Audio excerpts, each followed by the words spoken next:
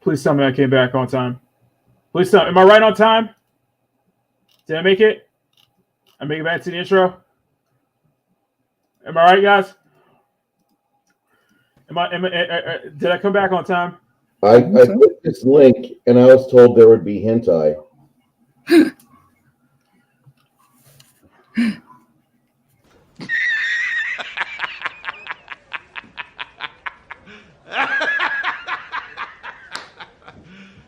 You serious? That means we're on time. Okay. Yes, we're on time.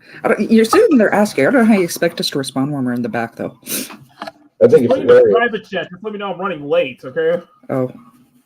I know. I had to get something to drink. This real quick. Anyway, good morning, good afternoon, good evening, good night, wherever you are. My name is Makini, artist, streamer, and illustrator. And if you clicked on the right link this time on my Twitter, welcome to Makini Live Season 8. And I'm joined, of course, with my co-host, Russell Lombardo. That's over. How are you guys doing? I'm okay. Hey, let me introduce you to the world of Chibi Makini. Yes, I drew myself in pint-sized form. Because he's not adorable enough in regular size form. He needs to be extra adorable.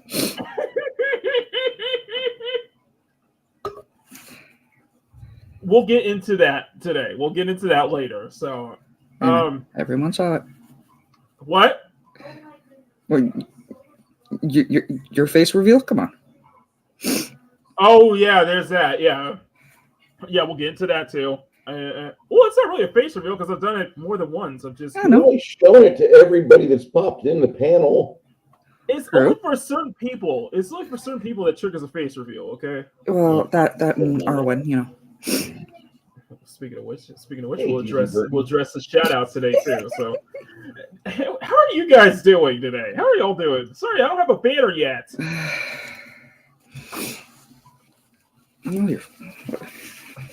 Yes, no, maybe you got nothing. I've got no response about the banner. Oh, crud. Well, how was your week then, or how was your day, or whatever? Come on, y'all. Okay, week we will totally get into because yeah, I am among the people that got the rug pulled out from me. Yeah, finally got my community tab opened up. And, woohoo! Yeah. Jeez. Now that's his only community tab, so yep. You're going to have growth now. It might be slow growth, but you're going to be growing because if you abuse the community tab, that does generate people to come and click and share. I'm going to go over just like every single community post you make from now on. Hey, Punk Trece, how you doing, sir? I'm kidding, Matt. Just remember, 2 can play at this game. Not enough, Matt. Hey, you're an only child. I have a lot of experience in being a bratty younger sister. Okay. You can't troll me. I've got a lot of experience at that. That's why we work so well together. Anyway, good to see everybody here. Hope you guys are having a great start to your week and so a great week last week and stuff. I know a lot has happened last week, and we'll get into that. A lot of shout outs, a lot of stuff talked about with channel member stuff. And basically, this week comes basically. I want this show to basically be my confession that I am too damn distracted to get stuff done, and I need to change. That needs to change. Like, seriously. We know why you're distracted. We all saw the link you posted last week. Now, listen. The only way it would be better is if you would have had the lovely Sherry dancing around. I want to just address and say before I turn my camera on and show you what we're all here for. Let me just address the chat one more time about last week. Listen, I hate you all, and at the same time, I love every single one of you. I am so grateful to have the greatest chat on this platform, hands down. You guys, if you all if the lot of people watching, you all clicked on the right link this time. And I know that because after last week, nobody, and I mean nobody, will ever let me live that down. Nope. that was a moment I had to rewatch a couple of times. Hence the creation of this very picture right here.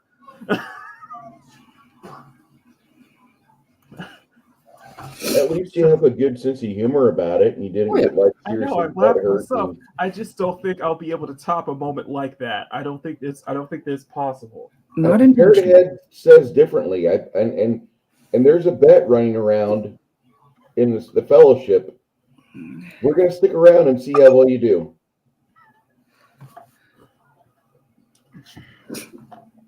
Listen. Last week was probably the funniest Makini laugh we've ever done. Just in that moment alone. Much agreed. Mm-hmm. We shot up in viewers because of that. You said it the wrong way.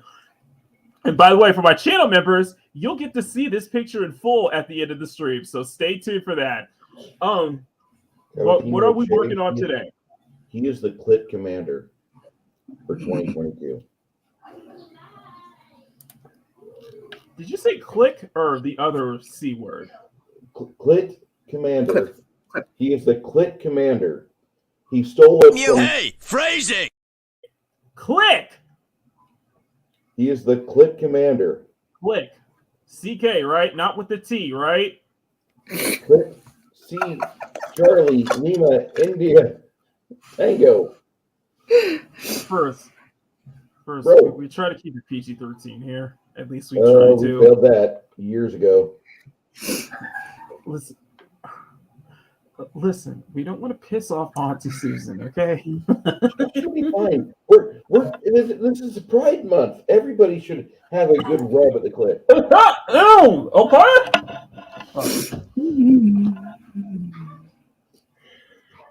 Okay. All right. Let's turn the camera on. Let's see what you're drawing. All right. So I've been playing the shit out of Nikkei this past week. And I've been playing the hell out of Nikkei, and I got inspired to do this. And I'm still on the outlines, basically. Well, that's what you've been distracted on? One of the things I've been distracted on. One of. All right, let me go ahead and set my camera up here. But thank you guys so much for being here. We're going to be working on this today. Sorry, so that means no sketch diary tomorrow. We're going to have to move over to next week. That's great. This is going to be a lot of detail having to do this. But you guys don't like it, so thank you all so much. Let me know what you guys think in the comment section as well. I see Bruce has got something for us. What you got, Bruce? Oh, yeah.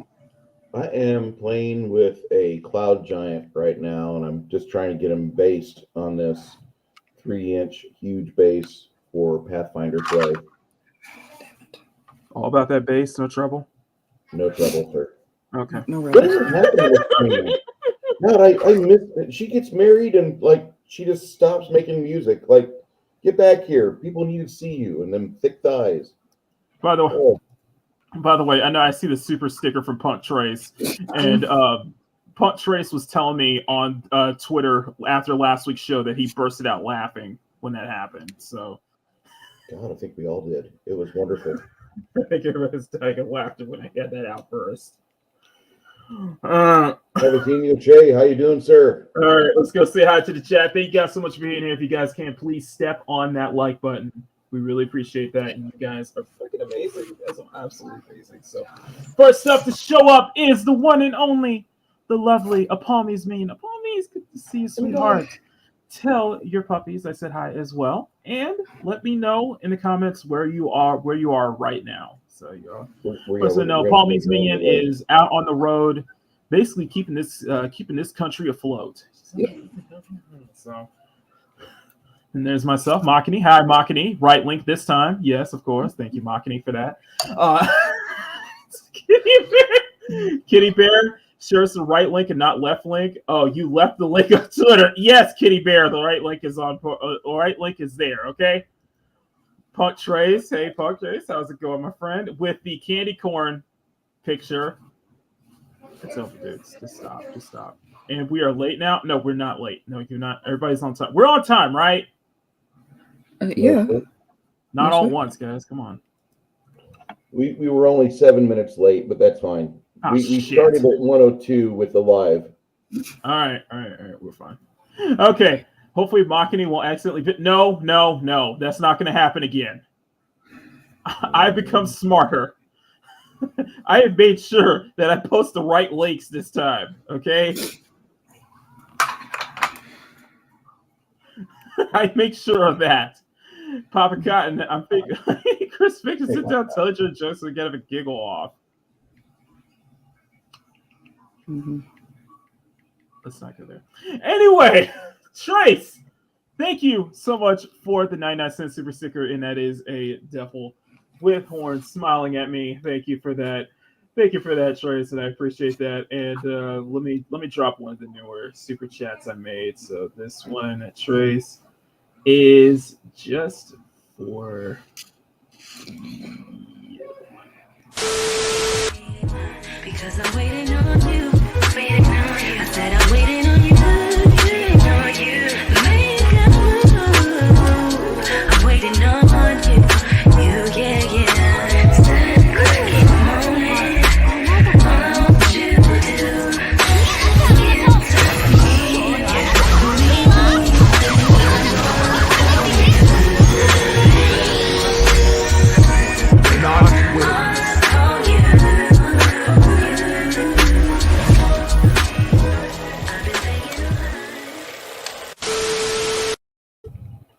I made a lot of new super chat clips, so for different tiers, just in case. Anyway, thank you, Trece, the super chat, appreciate that. Kitty Bear, hoping for a hentai link, but I ended up here. What? You know what, dude? You know what? You're fired. Oh, right. You're unfired. I need you. Come here. Makini, I need to disable my autocorrect. Okay. Thank you. Hi, Parrot Head. No, it's not. That's not a one. That's not a one, dude. No, we started 0. Okay. Easy Bird, good to see my friend. Oh my God, Kitty Bear says my brother wanted to see Black Panther walk out of Fairy, but his local theater was pulled and playing old Clint Eastwood westerns this year where there's not enough people watching BP. Damn. Ouch. Of course. I gotta play this. What? Oh my God! Love you, Sherry. Love you, sweetie. Good to see you. Good to see you, sugar. All right. I am now angry because I'm missing out on watching Clint Eastwood westerns in the theater. Screw you, Kitty. You know what? Both of y'all stop it. When did Makini say...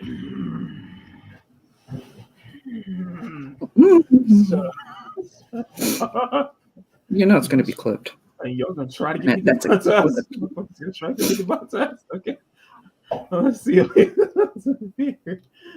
my God, Wolfton, good to see you, my friend. I need to learn to draw more people in the scene and picture. Absolutely. Trey says, last week was great. Was Casey? He posts the wrong link on his Twitter. Yes. That is a channel-defining moment right there. It's not about an hour. It's not been an hour. It's not been an hour at Makini's this yet. Just give him time. He'll even post more. There you go. That's just for you. Yes, I saw. I respond. Thank you, Kitty Bear. I did respond in the chat. Okay, I mostly draw on my lap leg, so I can't tell distance between depth perception. This is tricky with distance and depth perception, though. So you'll see as it goes along. I'm just happy regiments don't suffer in warfare. Oh God. And yes, Wolten, we will get to that today as well. So we got a lot to talk about. That should be first. I know it should be first. The DCAU won't be the same without him. Exactly. Yeah, we got a lot. Step on that like how Makini would love to have Sherry step on his. Phrasing? Hey, phrasing!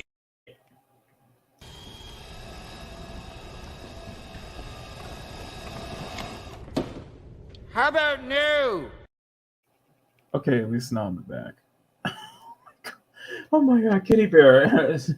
I'm sure, but as a cis white man, I get skipped. It's sort of say, okay, let's not go there. I'm a very hard doll here. You don't know. You don't know the pain. Ew, Needles, California. Hey. And Palmy is in Needles, California, on her way to Fontana. Nice. Okay. I'm sorry to keep driving. Papa Gods just keep. What's going on with Makini? Why did he boomerang? What happened? Mads? Crap. Muted. He was so upset about that comment, he left the stream. It's our channel now. All right, cool. It's our channel now. Love you. Can y'all hear me? Yes, we can hear you. Okay, I accidentally hit back. So that's 1 for today. I thought that was 2. But okay, no, whatever. that's 1. No, that's 1. Miss Okay. Rose is in here. Wolf Tennis says asking about Kitty Little Bear. She's doing okay. Playing in the other room. Okay. All right. If WB are watching, want to do more DCA use parts, just sit for sale for the Batman side. Things with cabins passing. There's actually really good alternatives, such as Roger Craig Smith, but we'll get to that. We will get to that. Love you, sugar. Love you, sugar. Sherry found the misplaced link. What's up, Goofballs? Adega Outlaw. Hail to the Mad Doctor. Good to see you, my friend. He's not just a doctor. He's also an amazing author who wrote Evolution. Mm-hmm. Yeah, exactly. Nice sci-fi movie. A nice sci-fi book. Oh, did you say was that a slip of the tongue? A sci-fi film. Yeah, I was thinking it was a sci-fi for a moment there. I came out with a film. Dead Pirate, good to see you. Or Dread Pirate, good to see you. Kevin, see you. I was like, oh my god. Leia Rose, good to see you, Leia. Hope you're doing well. Boomer, that's 1. That's 1. Yeah. Not that I want to Waking King of Abundance of Security says so. Okay. And we'll get to stuff like that. I would have scrapped the part for the educated cards. Yeah, true. No, it's not, Cavantino. That's 1 for today. That's only 1. All right, first up, before we get started, I do want to make a couple shout outs. First off, to the pimp himself, Dimash, and I wish you a very happy birthday. I know he's got to have a birthday celebration on Tuesday. I told him I'm going to try to be there, but I am going to be at work, sadly. But Dimash, if you're listening, happy birthday, my friend. Happy birthday, D. Absolutely love you, my friend. Love you, man. Next up, I got to give a big shout out to the one, the only Megan Lay, aka the Noob Reviews. Megan has hit 900. She is on her way to 1,000, guys. Megan is on her way to 1,000. So give a huge round of applause to the Noob Reviews. Megan's absolutely killing it right now, guys. If you're not subscribed to the Noob Reviews, please do yourself a favor and do so. Grumpy, if any of my mods can go in and put the link to her channel, and let's get her to 1,000, okay? Let's get her to 1,000. You know, the last time I saw a meteoric rise to the top like that to 1,000 was a guy by the name of the Nerdtorial Lifeform. That basically the first 5 or 6 videos he didn't do a lot of live streams. He was doing stuff on classic Star Trek movies, and he had really good content. And now he diversified out a little bit, and he's still got good stuff. He does a lot of Let's Plays. But I'm going to say, for those of you that are into hobbies, that are into geekery or nerdy things, embrace it, because exactly there's a lot of people out there that want to watch you give your opinion in an educated, or at the very least, a passionate mindset, to where you can give something to the community, even if you completely disagree with your audience. If you're honest and genuine with it, you're going to make it. Exactly. You won't have an easy road, but there are certain people, Nerdtorial's one, and I think the Noob Reviews is a lot like him. Megan is going to make it big. She is going to make it big on this platform. So, guys, if you guys have not subscribed to the Noob Reviews, please do so a favor. If my mods can get a link to her channel, so you can give her as much love as possible, because she truly deserves it. And she's going to be at 1K and beyond really, really, really soon. So thank you. And then, of course, I got to give one last shout out to our favorite, everybody's favorite. Right now. Say it again. Megan is at 910 right now. There you go, baby. There you go. But I got to give a shout out to everyone's favorite sassy Southern Belle, Arwen Avalon. Today is Arwen's birthday. I think she's 27 now, so she's definitely middle age. Boy, I'm kidding. I'll stop. Arwen, love you, guys. Arwen is criminally understubbed. For the first off, Arwen is criminally understubbed, and she is one of the best things on this platform. She is one of the best things about this platform. Every time we stream with her, it hits. We do gangbusters every time we stream with her. And it's just having somebody like her as part of this family, as part of this community, as part of just being such a big thing. And shut up, Wolf 10. No, I mean when I say that. Arwen, if you're watching, happy birthday, sweetheart. I'm glad I was able to show up on your stream. Face cam revealed, of course. I did just for you. I did a full face cam reveal at my office. At this rate, your secret identity is just about as well hidden as Batman's. Exactly. I did do a face cam reveal at my office. Yeah, and there was women, in the CSF chat going, "Oh my god, I'm still swooning." Yeah. One of them being a certain mouse, by the way. Squeeka. Yeah, she's right. Cutie pie. He feels to both sexes. So Arwen, happy birthday, sweetheart. We absolutely love you. All right, and then chat's still going. So we got. Thank you. Leiro saying hello to everybody. Stunning his high can't stay. Working like a champ. Work like a champ, Stunning. That's what I'm talking about, dude. Work like a champ. Yep. And we'll send Scott on a day off today. That's perfect. Boss Link DC. Exactly. And of course, Jace has returned. Jace, my man. Miss you, man. It's good to see Jace back. Everybody's here. Go say. Of course, our Stream Elements bot is up and running. Good morning. Good morning. And mentally fucking shots for fucking shots. You're funny. I want to see the diagram for that. Is that a boomerang, or is that just like she's leaving the mirrored world where you're sketched out with charcoal pencil, and she joins the colored version of America, or does Makini leave the colored version of America to go to the charcoal pencil world within the mirror? If you guys have not checked out Arwen's birthday stream last night, please do yourself a favor, check it out. It was a lot. Go drop a happy birthday in that chat if you can't find her on Twitter or and yeah, just wish her a happy birthday on Twitter as well. So go blow it up. She deserves it. She's our Southern Belle is. And everyone deserves to feel loved on their birthday. Exactly. Except for me. No. Oh, shush you. That's how we meant. All right. Okay. So let's get into the heavy one. Yeah. So I was out on. I found this out on my during my morning walk. I found out on Twitter, and I didn't believe it at first until I saw more posts.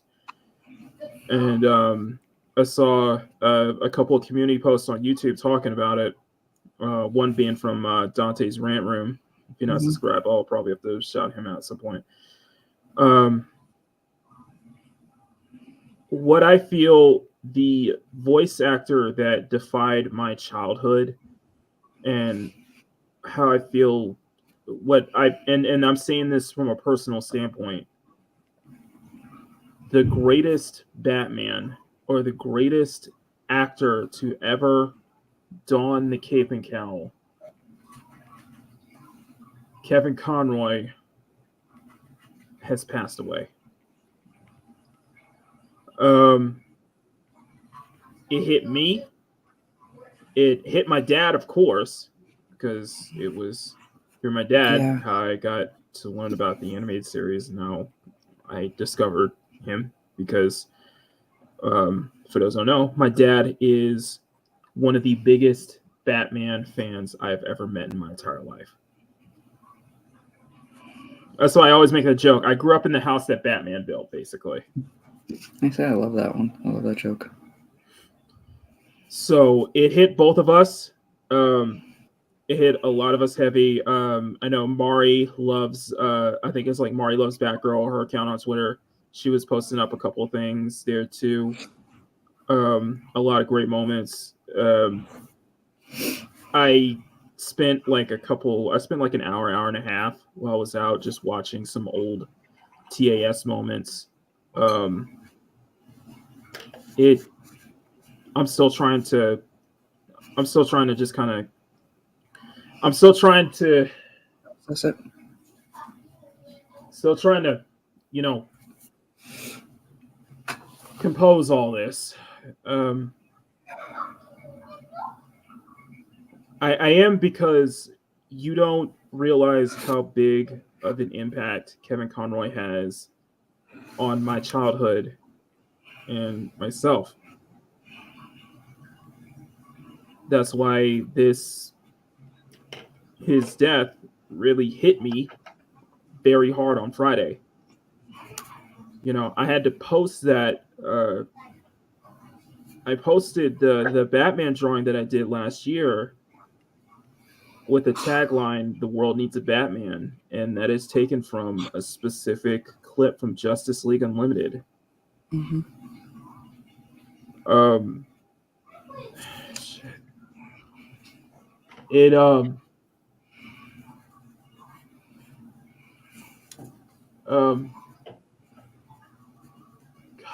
God, I don't know where to start. I really don't know where to start. Of course, it's more than just the animated series for me. His voice defies the character, period.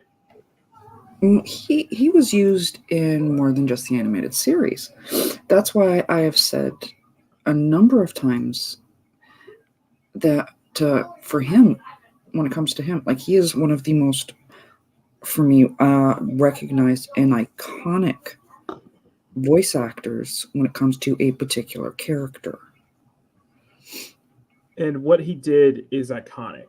I would say beyond iconic. It defied multiple generations. I honestly, and I don't think I'm going to come across much opposition in saying this, him and all of the team, like Mark Hamill and everyone else that was connected to the Batman the Animated Series, are directly responsible for majority of the DC fans today. Yes. I mean, he did this for 30 years. There's a good reason why a lot of young men like yourself are having real struggle coming to terms with this. This was something you grew up with as a baby. But listen, when you have, when you say like one of your childhood heroes passes away, and it's like, yeah, I remember from my childhood and all that stuff, but Conroy's is so more impactful. Wolf, that is my favorite episode. You don't understand. It's incredibly impactful for me and for my family and for my childhood, for my life.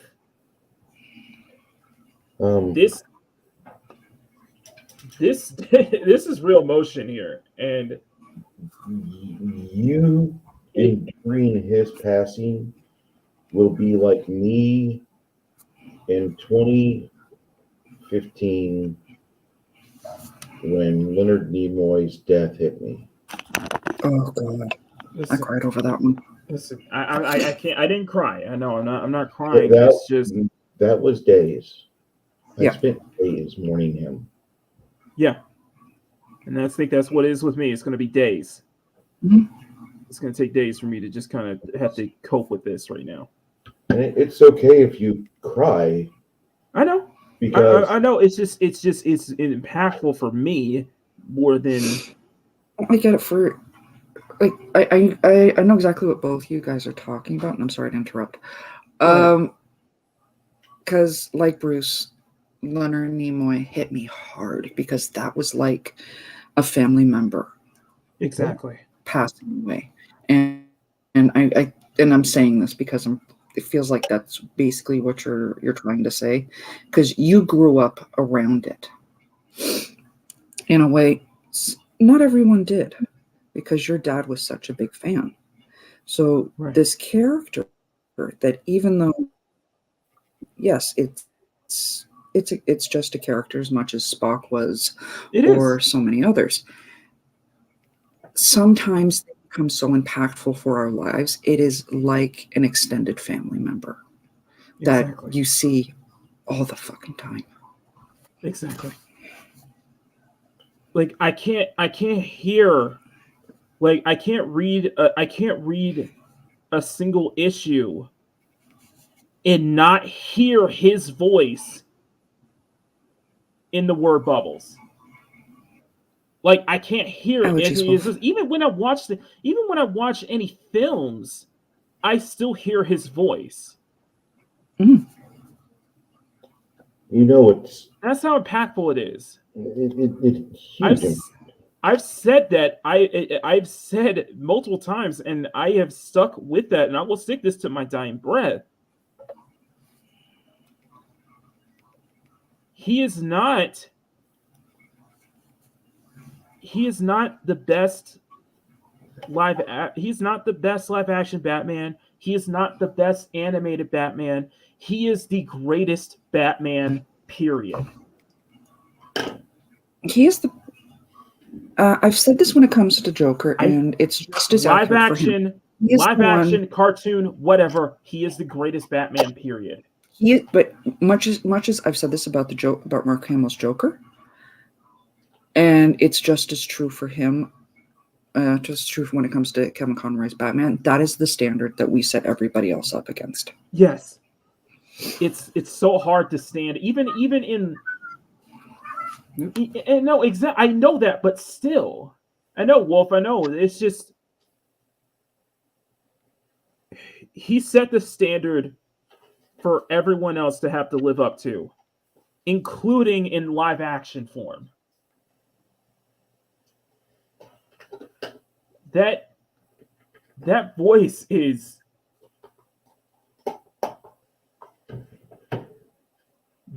beyond iconic. In 97, we lived 2 blocks away from a Blockbuster in Decatur, Illinois.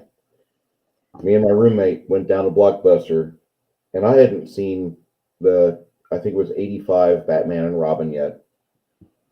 And my roommate about vomited when I was bound and determined to take it to the counter. And he's like, if we're going to get that, get this too. And he got a bunch of Batman animated stuff. The thing with Mask of the Phantasm was in that collection. And I watched the live action version twice. And I spent the rest of the weekend watching the various Batmans that Chris got a hold of. And it was really, it was sad, but that was the dawn of my realization that sometimes the live action version, no matter how much you see the money going into it, or you don't see the money going into it, like that movie looks like shit. That movie looks like a 1960s film with a bunch of 1990s actors, which is what it is. But then you have the animated version of Batman, which came out right at the dawn of his taking of the cowl and cape. And he really gave him a character, a good persona. And it was impossible for a person that watched Batman Media at the time to not accept that we had a new way to enjoy it. Because I was 22 at the time. I didn't know that we were going to be watching animated Batman reverently for the next damn near 30 years. But, you know, that Conroy lent his soul to that project. He really did. He buried himself in the lore, and he described himself as a fan. When was the last time you saw a live action actor say that about a superhero project they're affiliated with?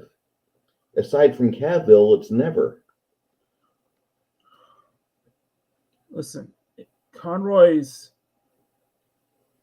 Ray said it best in the comments. Conroy basically defied DC Comics for 30 years. Like he really did defy an entire industry, an entire genre. His voice defied an entire genre for 30 years straight. Seriously, think about it. I did. Like Mads put it this way. Our view of DC Comics, our view of DC and heroes in general, it all came from, most of it, a good chunk of it, at least mine, came straight from the animated series. Mm-hmm. That defied the DC animated universe. That defied the DC universe, period. You can't, like, I will happily put him up there with Michael Jackson. You will never, ever see another talent like Kevin Conroy in this lifetime. It's going to be damn near impossible to even make that big of an impact the way he has. I'm sorry. I know I'm speaking from emotion right now. It's just speak from emotion. That's the best thing. It's hit me. Okay, it really did. What hit me hard, like, yeah, it when I saw the original post, yeah, that was the rug coming out from under me. But what killed me and what broke me was the posts by Mark Hamill and, why am I drawing a blank on her name?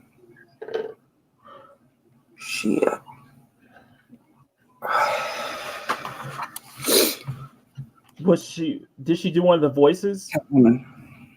Catwoman. The animated series Catwoman, right? Yes. Oh my god. I even shared her post. But yeah, seeing their two comments about it, because these two were the most connected, and those just destroyed me. And especially when the realization for me hit, because a lot of us know, but I know it's not really truly common knowledge, that anytime Mark or Kevin were called in for a DC animated project, the first response would always be, is he in it? Do you have him? Because they would only work with each other. Yes. Because they played off each other so well. And it really hit me that not only did we lose our Batman, but we've lost our Joker too. Yeah. Because Mark won't work with anybody else. No. It transcended Hamill and Conroy's work expanded beyond the animated series, of course. The fact that, listen, we didn't have that many good superhero games until Rocksteady did the Arkham series, and bringing a good chunk of the voice cast from the animated series to reprise their roles. Mm-hmm. There are so many great moments in the Arkham games, and just the fact that you have the animated series voices doing it, the fact that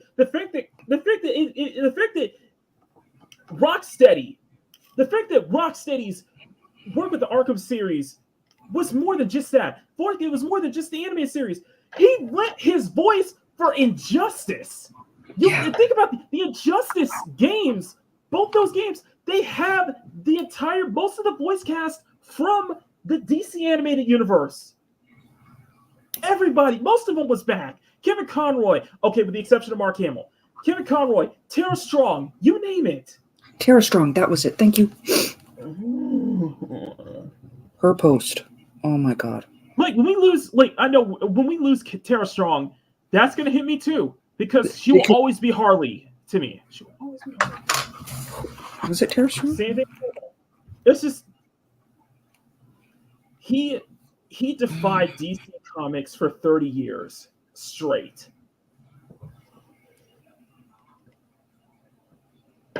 And Batman the Animated Series is such a huge ensemble thing that could have happened, but that couldn't have happened. Everybody was involved to making that one of the greatest cartoons of all time. But it was Conroy's voice. It was Conroy and his role that defied an entire generation, or that defied at least 3 generations. Okay, hold on. Hey, Mark. Yeah, I'm sorry. I sent you one in the DM. Arlene Serkin played Harley after a while. Tara trained her to do Harley. Tara trained under her to do Harley. Yes, I was going to say Arlene. I don't mentally associate Tara initially with because Arlene was the one who really Harley was designed after her. Think about this, dude. I know you brought up Mark Hamill. Do you know what this means as well? We've lost everything in the DC animated. Yeah. He can't. That means it's going to be hard. It's going to be freaking hard for. I'm trying to figure out which is the right one. Listen, it's going to be hard for I think it's George Newbern. Voice of Superman. Either it's George Newbern or Nolan North, but think about it. Maybe this will be a wake-up call to some people. Mr. Conroy passed from cancer. So for you men, myself included, I've been putting it off for a while. But for you men... Yeah, it was George Newborn. Get your examinations, get your checkups done, treat your body with respect. You only get one. Ladies, you do the same. Men are a lot worse about it than women. You know, I mean, women. I got a cold. I'm going to go see the doctor. Guys, like, I've got an amputated arm. I'm just going to get some Band-Aids. Yeah, just put some Ozone on it and walk it off. Yeah, that was my dad. You know, you owe it to yourself to be healthy because you got people around you. And Kevin, he took care of himself. He wasn't like most guys. And the good thing about Kevin is that we have a body of work that we're going to be measuring the future generations, the future versions of the DC animated universe against, and they're going to pale in comparison. It will be 20 years before they have a great Batman voice again. I hate to say that, but that's my closest. I think the second closest is Roger Craig Smith. No. This is going to hurt that brand so much, and I hate to sound like a corporate dick, but they just get all your physical media, kids. Get all of it that you can, and have it in your collection. Take good care of it, and watch it. You know, remember the great times that he gave us. Exactly. Because. Oh, Bruce Green, Jensen Ackles, Bruce Greenwood. Are close. Jensen did a fantastic job. Yes. But Jason O'Mara. Mhm. I know there's so many great voice actors for Batman, but none of them will never match They're- up to they're the not level of Conroy. It's just simply not possible. Conroy brought you a wonderful mirror to the Joker. Mm-hmm. God, sorry. I'm It's okay. just I'm glad we're talking about this now. It's just all those feelings, all those moments just coming back. When Peter By the Cullen- way, I do want to give one more shout out. If you're not subscribed to Comic Love Mari, please do yourself, or follow Comic Love Mari on Twitter. She posts a lot of DC stuff. She's a huge DC fangirl, Mhm. and she loves it. On the wake of her passing, on the wake of Conroy's passing, everybody was posting up like some of the greatest, clips of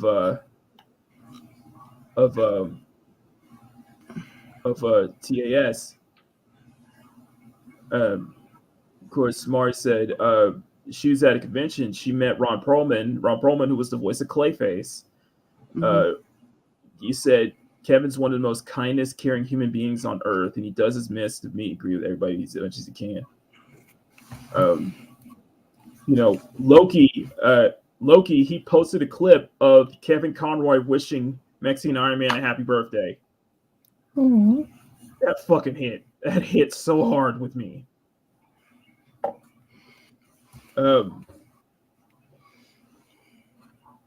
Hey, Mock. I'm sorry.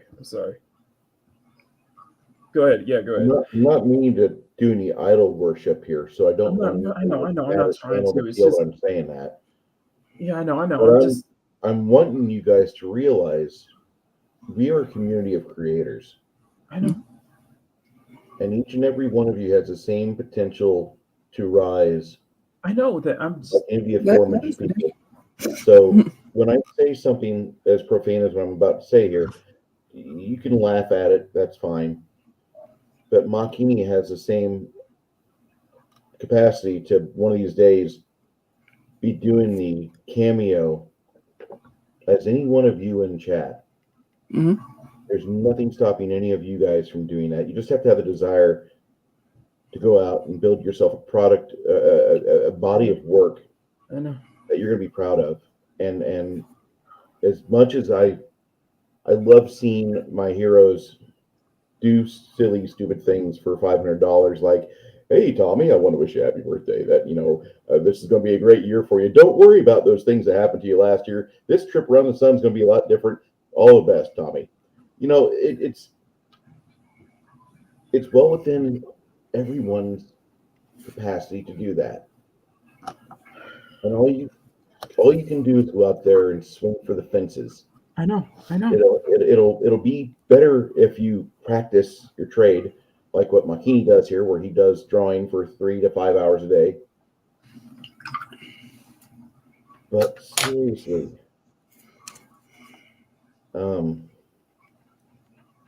I'm so thankful that Kevin Conroy discovered Batman. Me too. And Me too. he's given us a lot of time to reflect and share on what the various iterations. Listen, there is a lot of. Listen, we could do an entire stream just listing off some of our favorite moments. Mhm. Cameron Conroy moments. There is one that I know everybody knows this one, and it is the Justice League Unlimited episode. Mads knows which ones I'm talking about. Probably. The one where he stayed with Ace until she passed away. Mhm.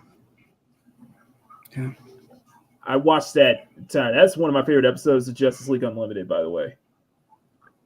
And Terry finding out that his genetically Bruce's son. That hit. There are too many moments of just the TAS, and just not just in TAS, but in the DC. Just Bruce Timm's animate DCAU.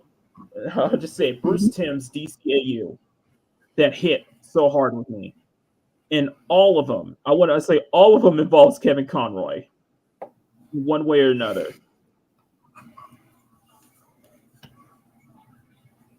Yeah, I know one of your favorite moments. I can know what your favorite moments was. You heard Kevin Conroy had to start singing to get to get Wonder Woman to convert back from a human to a pig. You remember that episode, right, Mads? Of course. And actually, hold up. I did a reference to one of my favorite ones from the animated series, and that was "I Almost Got Him." Still to this day, one of my top 10, probably even 5 videos in that series.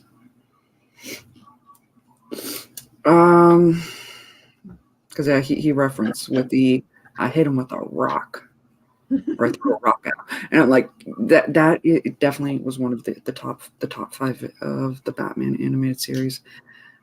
But for me, the most iconic was from, I think it's the original Justice League cartoon, where no, it's the movie Justice League Doom,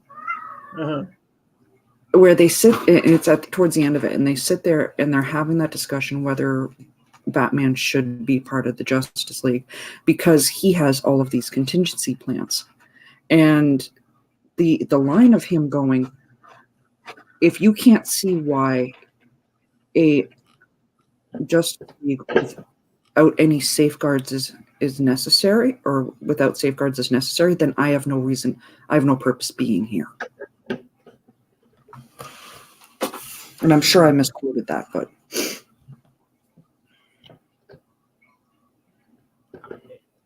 God, there's too many damn moments. I'm sorry. It's just I'm losing it right now. Venkman brings up another good point. We lost both Tommy Rossetti's voice with Ray Liotta and Dr. Maruki's voice with Liotta, earlier this year. And I mean, we did lose a lot of people this year. There's a lot of great people. This has been a rough year. Like, I just found out that Farrah Fork, a woman who starred in the old 1990s show Wings, she was one of Crystal Bernard's friends, and she was supposed to be a pilot on that show. She passed earlier this year in her home in Houston, Texas, which she had kind of retired to medically so she could try to fight cancer, and it ended up losing by taking her out. Yeah. And then, of course, we lost my favorite comedian of all time, Gilbert Gottfried, and the other, Bob Saget, and fucking just Norm Ford, man. Norm was last year, yeah. Norm was this year, I thought. No, I think Norm was last year. I'll have to double check, but I'm certain Norm was January. Last year, yeah. I want to say Norm was January, right on my birthday. Oh, January, okay. Yeah. I'm not, and if I'm wrong, I'm wrong. I'm not trying to have. I'm not whipping my dick out on like death dates, like. No, I just this is. We had it in chat earlier where somebody was like, you get older and all the heroes you looked up to and all the people you love spending time with, listening to their antics and listening to what they were paid to do, those pillars are going to be robbed of you before this is all over. Exactly. Those pillars that you built your entertainment value life on, they're going to be gone. And Kevin, God bless him, the guy worked basically to the very end. Thank God being a voice actor is not like being a world-class athlete. He can get in a booth and as long as his lungs are good. No, and it's funny because I was talking about the whole voice actors concerning Bayonetta 3 last week's Sketch Diary. So just kind of hearing this and just like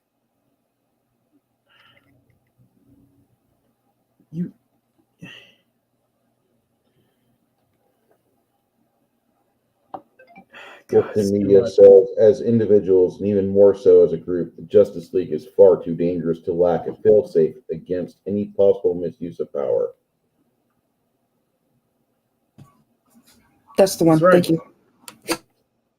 Like, think about how iconic, think about how memorable and iconic Injustice was. You know, but watching both games, hearing both voice actors, it was freaking amazing. You know, the Arkham games. You know, so many different pieces of media. You know, I think his last appearance? What was doing multiverses.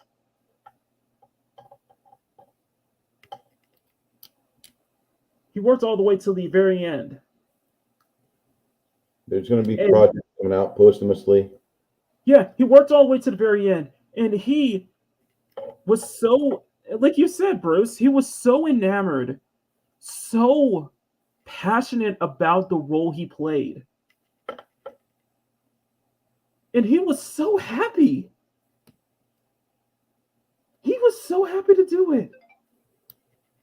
Like, because he knew how much it defied so many generations. It defied so many childhood. It defied his life. He leaves behind a legacy that I don't think is going to be able to be matched to. That's why I said it'll be 20 years before the DC has a equal Batman voice helming him again. You know, this guy, he's the Batman version of Christopher Reeve. Yes. You know, I mean, as much as you guys talk about Brandon Routh being underrated, or you like Cavill and the Cape, I still see Superman as Chris Reeve. Yeah. And just for me, Kevin Conroy and that's just because of my own childhood exposure. Kevin Conroy was more iconic than Christopher Reeve. No offense. That's just how I grew up at. I wasn't exposed to Christopher Reeve as much as everyone else was growing up. And mind you, Chris Reeve only did 4 movies and a bunch of guest spots with the cape on, but he had a body of work that was pretty large. Exactly. And the losing him in my 20s hurt, and then watching the Donner cut of part 2. Because you're thinking the whole time, like, we could have had this version be the official version. Mm-hmm. And I like the Donner cut quite a bit. There are a lot of parts that don't look right because they're filmed like a year or 2 apart, and Chris Reeve lost in size. Right. But he was my Superman. And we lost Gallagher too. I know. I saw that as well. I've seen Gallagher live. I can't even fucking comprehend that yet. I know it's like there are some people in this world that they hit really hard and quick a decade or 2 ago or more, and in my head they're already gone. Mm-hmm. And when their actual passing happens, it takes me a while to let that sink in, because like when you're gonna dickhead alert, you guys are gonna hate me. When Robin Williams declared he was going sober because Zelda was just born, I cried. I was a young man. I don't even think I was an adult yet, but I was a young man, and I knew that we were going to lose the Robin Williams that I loved listening to, because he was so manic and coked out, and he had a very, very good mind. But we weren't going to get that Robin Williams back, and I had treated it like he had died. And my uncle said, "You're kind of a dick, you know. I mean, the guy he wants to be there for his family. I don't even have a family, and that's why I do my drugs. But you're treating this guy like he's dying." I said, "Well, if you get sober, that's great, because it get you longer. But Robin Williams, I won't ever enjoy a tape that he releases in the future again like I enjoyed this one, because this is funny. This is so whacked out that there's no way in hell I'll ever be able to love a comedian like this." And for like 20 years, we had Robin Williams stumbling through, fighting depression and fighting other shit because he was off of cocaine or off whatever it was, raising his daughter, but he's still physically unhappy because he's in withdrawal. And I didn't get the same Robin Williams that I had in my early days. And I know that sounds like a very selfish standpoint, but anytime a musician or comedian says they're getting sober, I'm going to declare a new sober life, I give them up. And I miss Robin Williams. I'm sorry he passed from suicide in 2014. I know he loved his daughter. I know he loved the thought of having fans. He didn't recognize it, and he couldn't appreciate it. I don't know what's wrong with him, but I'm not a clinical psychologist. All I know is that I love the man that I got to know when I was a very young boy, and I loved his comedy ever since. And then when he declared that, God damn it. Ugh. Kevin Conroy, God bless him, he never made a declaration like that. And he was the same man from the early 90s, mid 90s, when I discovered him, to just a couple days ago.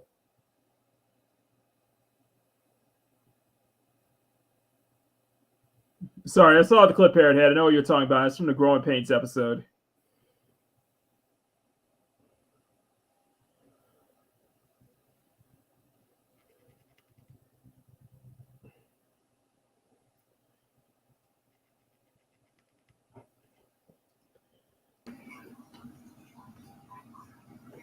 All right. Anyway, sorry.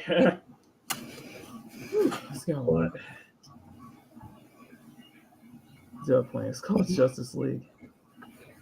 He's mentioned Alzheimer's in his last days. God. I've heard that too, Ray. I think the absence of the drugs kind of sped that up. Mm-hmm.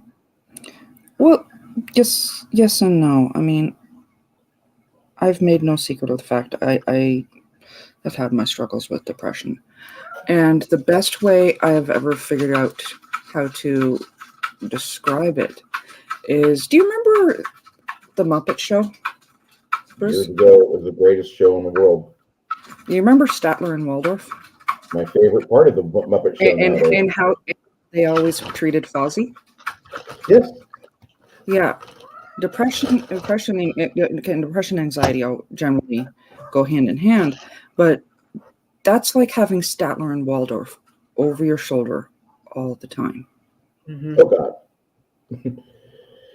And no matter what anyone else says, there is that voice in the back of your head saying, they don't really like you. They don't believe in you. Pray that doesn't happen to me. Shit. Pretty certain, you're going to be fine. Mm-hmm. You don't have a situation where you have somebody making tiny plastic bag drop-offs at your location. Mm-hmm.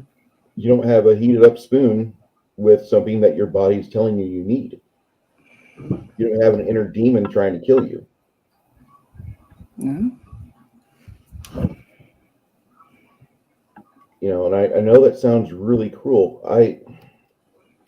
There's something different about a lot of entertainers' minds, and a lot of them discover this stuff before they get big. And Robin Williams I would love to be a clinical psychologist that would let us know how he was able to broadcast so many jokes within a span of a minute, because he was such a good, clear, enunciated individual, and he would just deliver comedy gold after comedy gold after comedy gold.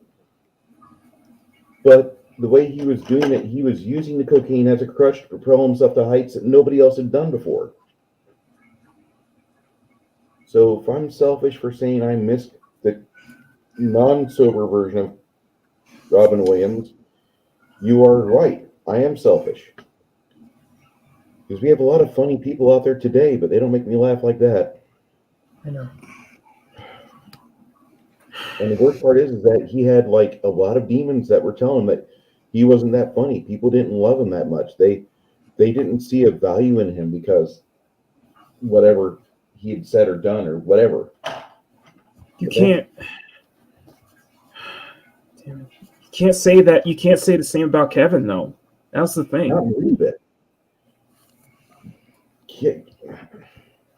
Yes, Levi, that was my cat.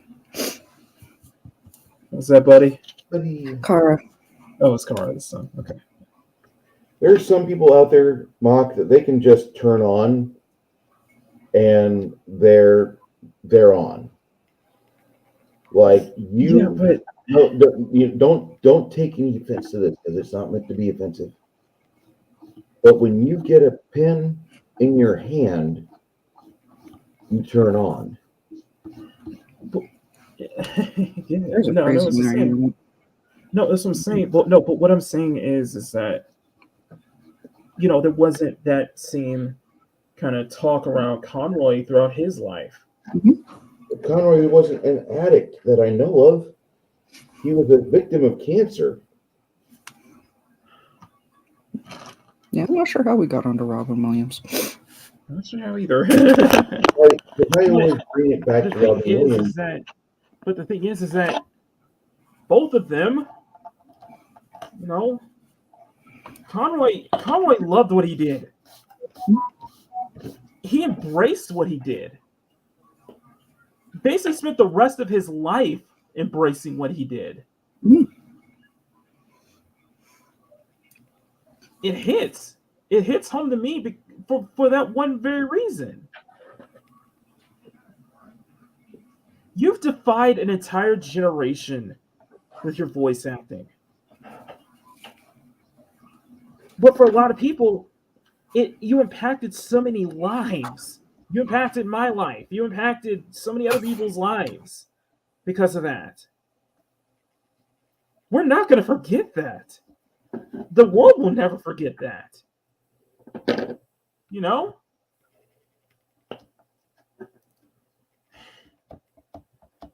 It's just it's hard to kind of put it in words right now, just because I'm still trying to process it.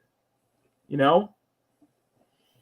not only lost your hero, we lost somebody that your father enjoyed as well for the very same reason. Yeah. For you and your family, it was Detective Bane. I would have loved to have met Bruce. Would have loved to have met Kevin Conroy before I go. I would have loved to, but that's not the case, sadly. Just so I could tell him how much of an impact he has on my life. I'd have loved to have met Robin Williams. I'd tell him how much I enjoyed listening to his tapes. I wouldn't say I loved it before you got sober, but I would have loved to have done that. But I'm thinking that no matter what we have with our minuscule regrets, I couldn't meet my hero. I think that whenever the end happens, I think that truth hits you. I think you get to see the numbers. I know. I think you get to see the impact you have before you leave this plane for the next place. I know. Hey, Snowdub's here. And he's never gone. And I know it's that he's never gone. It's he's oh god, I don't want to go with nobody's ever really gone shit from Red Letter. I do believe it. That's just me. Okay. Mr. Snowdub for $2 says, "Sorry, one second, Bruce. Let me just continue what I was saying." Okay. Dude, it's just like I tell Conroy, say hi to Adam West for us. Because think about it. That the whole Great Ghost episode is one of my favorite all-time favorite episodes. Just so the fact that they brought the original Adam West into it as a cameo. That was awesome. Fangirling in that. It was. There are 3 celebrity deaths for me that I'm looking. Like I know when they happen. I know I'm going to be in a bad place for a little bit while I just will go over how much time I spent enjoying them. Joe Satriani is my favorite guitarist, favorite musician of all time. That'll be my musician that I will mourn.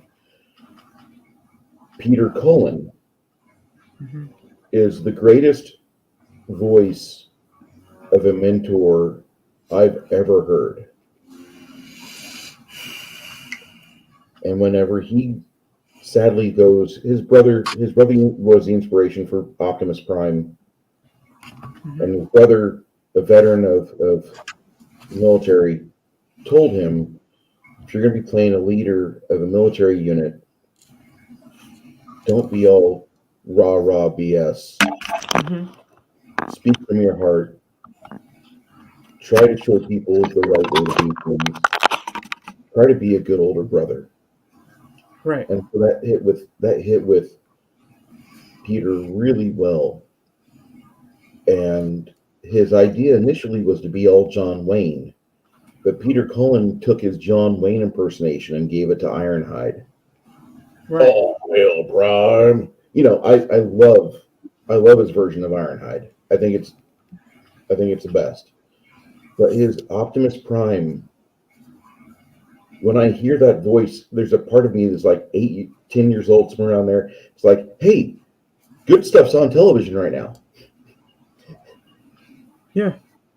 And then I think a lot of voice actors are definitely gonna hit me when they go. It's just, you know, Conroy's hits me hard. Just because that was my childhood right there. That was basically my life. That was basically someone who defined my life. And so I know they say you never meet your heroes, but it's just somebody I saw as a hero. And William Shatner will be the hardest celebrity death on the horizon that I have. I can almost guarantee that. Because I loved him when I was a boy. In my early adulthood, I made fun of him mercilessly, like everybody else. But it's almost like he played Kirk throughout his entire life. Yeah. And then in his like post 75, he got just great. Because he knew he was a meme before there were memes. He knew that he overacted. I mean, TJ Hooker, it wasn't an episode unless he jumped on the hood of a car. Well, it's just the thing is that, you know, what I said was just that, to me, it wasn't just that, you know, Conroy, he embraced it, but he basically lived his life on the principles of the very character that he voiced for 30 years. Yeah. He lived that exact same life. He followed that exact same principles. And there's going to be a lot of moving tributes to Mr. Conroy for the next week or so. Mm-hmm. And you're going to see a lot of media over the next year or two where they put in the credits, "We miss you, Kevin." Exactly. I was like, a lot of people, like, real talk, a lot of people who complain about Batman, about Bruce Wayne, really don't understand the character. They really don't.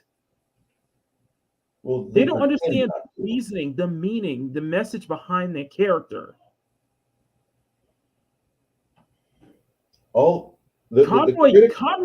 Conroy lived that message through his dying breath.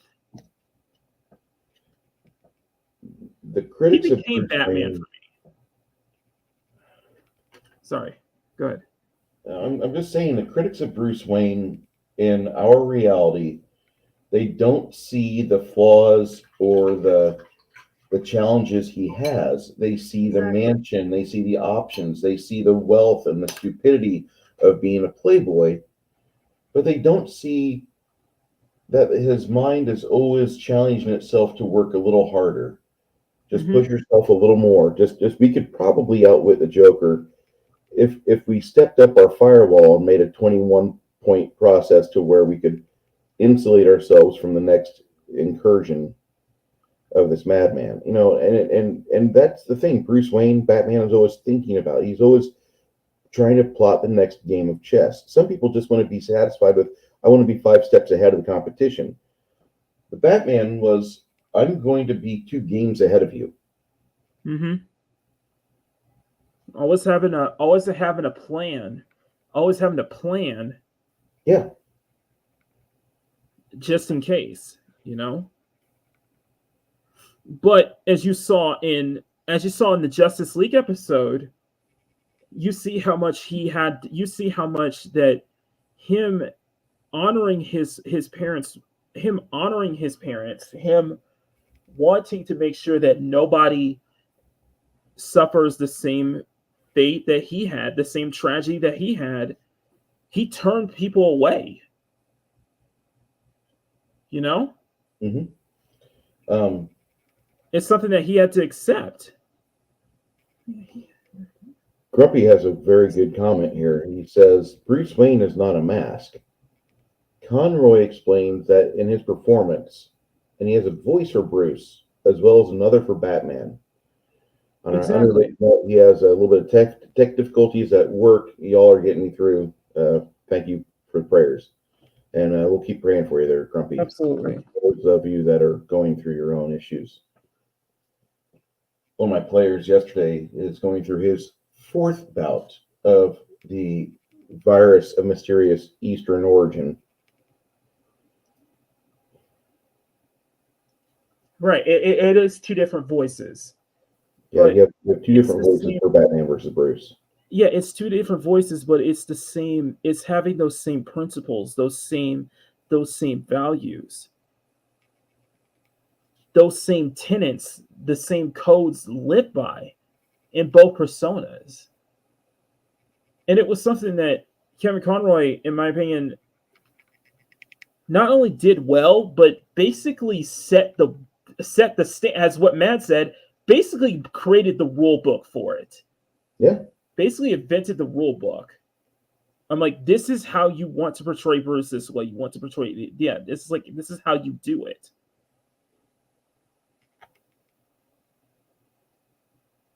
He's one of the reasons why Batman became one of the most beloved characters, not just in superheroes, but in pop culture in general. You know? I can completely see that. Sorry if I'm getting heavy about here, but let me go ahead and give a super chat. I'm sorry. I'm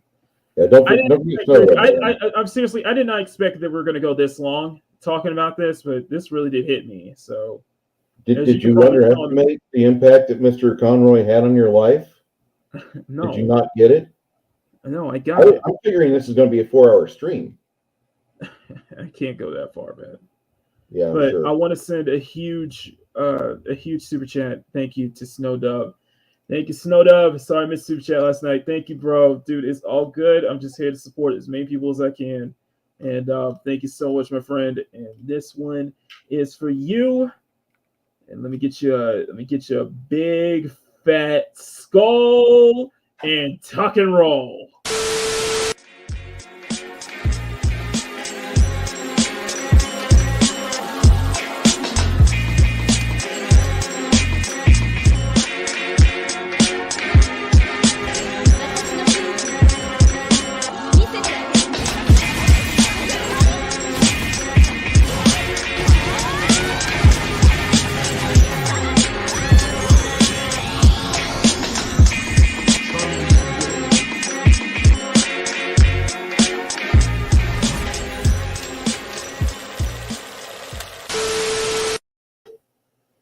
Thank you for the super chat. Thank you for the super chat. So, I love you, bro.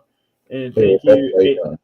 Apex, how's it going? He's still Bruce, pain speaker. I don't know how to move on from this, to be honest. I don't know. I feel like I could go longer and longer about this. It's just there's a lot to unpack. I mean, there's a lot. Mads, we haven't heard from you in a while. I know you kind of send back, kind of let me kind of separate my feelings, but just, I mean, do you have anything extra you want to add to it? I don't know if how big of an impact he's had on your life and your kind of was Conroy like one of the reasons why you became such this big DC fangirl? One of. I mean, I did watch a lot of course, the 60s, like reruns of Adam West. Oh yeah. Yep. I mean, Julie Newmar will always be one of my top Catwomen. Oh yeah. Oh yeah. You know, of course, Michael Keaton's Batman, and conversely, Michelle Pfeiffer's Catwoman. That one truly affected me. But the animated series gave us a way to see these, gave us a more in-depth view of each of these characters. That what? Look at right back his comment.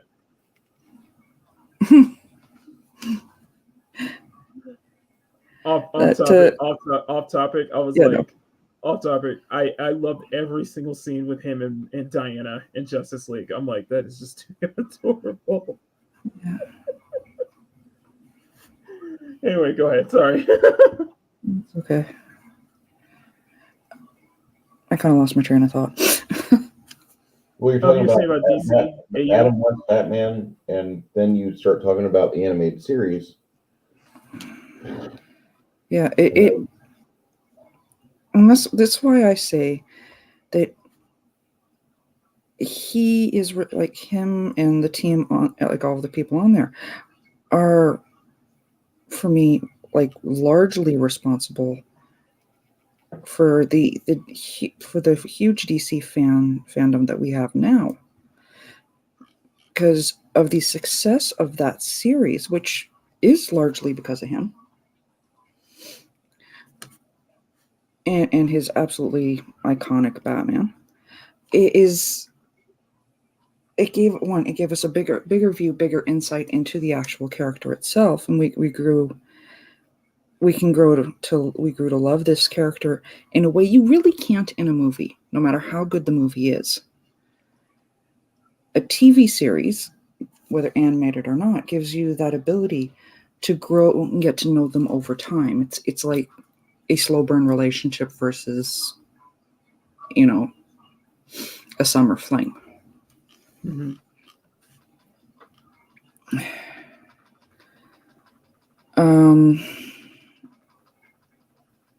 Yeah, kind of. My brain is gone. Sorry. This whole thing just.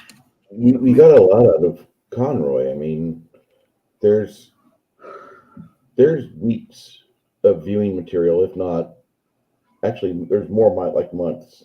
Take care, Wolf. With that. Later, Wolf. And good, Wolf. Squeeka, thank you. Thank you. That means a lot. Thank you, Squeeka. Hey, Bells, did I ask if you were coming? Anyway, sorry. Go ahead. Continue. I kind of lost where I was going with that. Oh. I feel like we're kind of eliminating your train of thought here, Matt.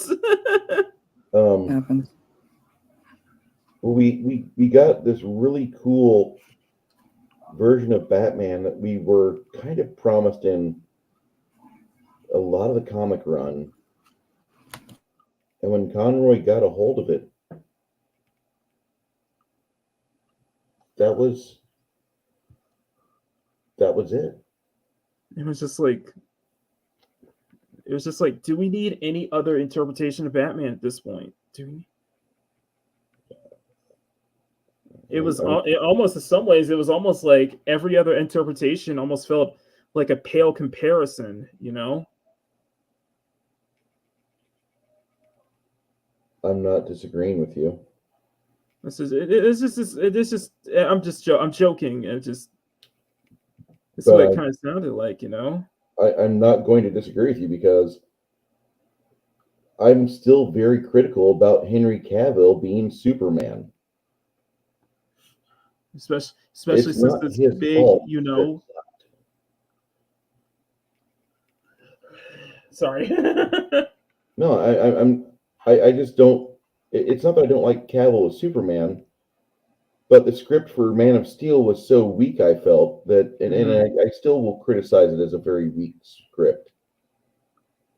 Right. Well, I don't think people realize this. They know that the city's being attacked. Well, put more special effects on screen. More rocks have to come off the side of the buildings.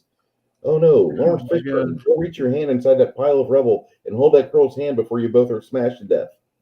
You know, Nice. didn't like Man of Steel. It could have been so much better. Just keep it on Krypton. Show us up until the destruction of Krypton. Show us Kal-El versus Zod. And that would make me happier. Mm-hmm. But when Superman got to Earth, and then he's like, looks like mid-30s, and he still doesn't know what he wants to do with his life, get out. I was like, you say that for Smallville. You kind of figure that. And this is why I don't like it whenever they just decide, well, we're going to restart. We're going to reboot it for modern audiences. Well, go fuck yourself. So don't get me started on the whole for modern audiences thing. No. We can completely go on that track. Because you know what's going to happen? Some dumb I've seen it in the games front, I guess. some stupid teenager right now is going to grow up and he's going to get hired by AT&T DC Comics, and they're going to plug him into a position, and somebody with no love for what we've got is going to rub their hands together. Hey, kid, how do you think about helping design the Batman of the future? Kind of give a spin for modern audiences. How do you like that? Yeah, make sure he has all the morality of what we have today and not that evil, bigoted stuff back from the 90s and 80s and 60s. We don't want that. Just, it's coming. Listen, modern's not timeless. Modern audiences is not going to be, and it's almost surefire that your stuff is not going to end up being timeless. You know, I'm going to disagree with you on that just for one thing. Okay. I will go back to G4 Frost videos anytime I feel depressed, and I'll be like, at least I didn't fuck up like that. Well, no, but what I'm saying is that, you know, it's... Nobody's going to buy you. Let me put an example. I'll give an example. Conroy didn't need to have to adapt to modern audiences. No. His voice for Batman spoke to every generation that came before him and every generation that will come after him. Adam West never complained about the portrayal of any of Conroy's performances. Exactly. You know how weird that is? Because you'll have actors that they'll do a part for 3 or 4 bits, and then they get replaced because they need somebody around the age 30-ish to take over this mantle here. Adam West loved the work that Conroy did because he knew it affected the Batman DVD and VHS sales for the old original series. Because people are like, man, I really like this Batman. Where's this come from? Well, there's some earlier Batman. It wasn't quite like it, but it was pretty fun. It was good. I remember watching it as a kid. And so people buy the 10-volume set of the Batman on VHS or the 3 DVD special from the 1960s. Right. And they were like, wow, this is really a different Batman than what we had, but I can see where this was, and I can see why they made it like this. And you can still appreciate that version of Batman and go up to the Conroy edition and then go into the live action versions of the first 3 movies that were pretty good. And then you can get into the Bale movies.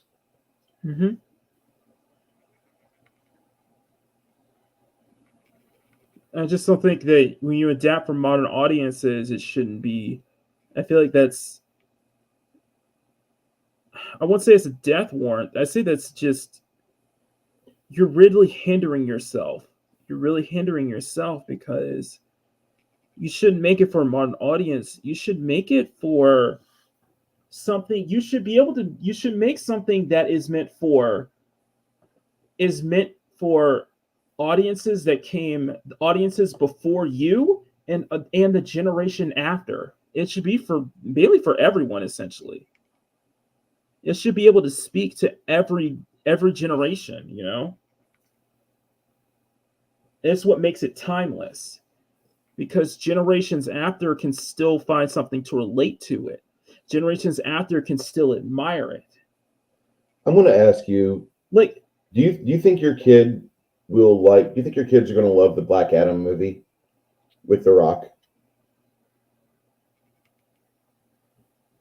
I'm I'm sure they would.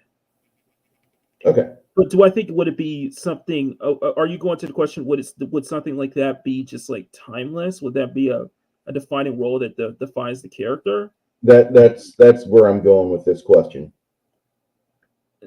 To be honest, probably not. Okay. No offense. I just don't think it's just. I see a lot of. I want to talk to Maz. Are you still here?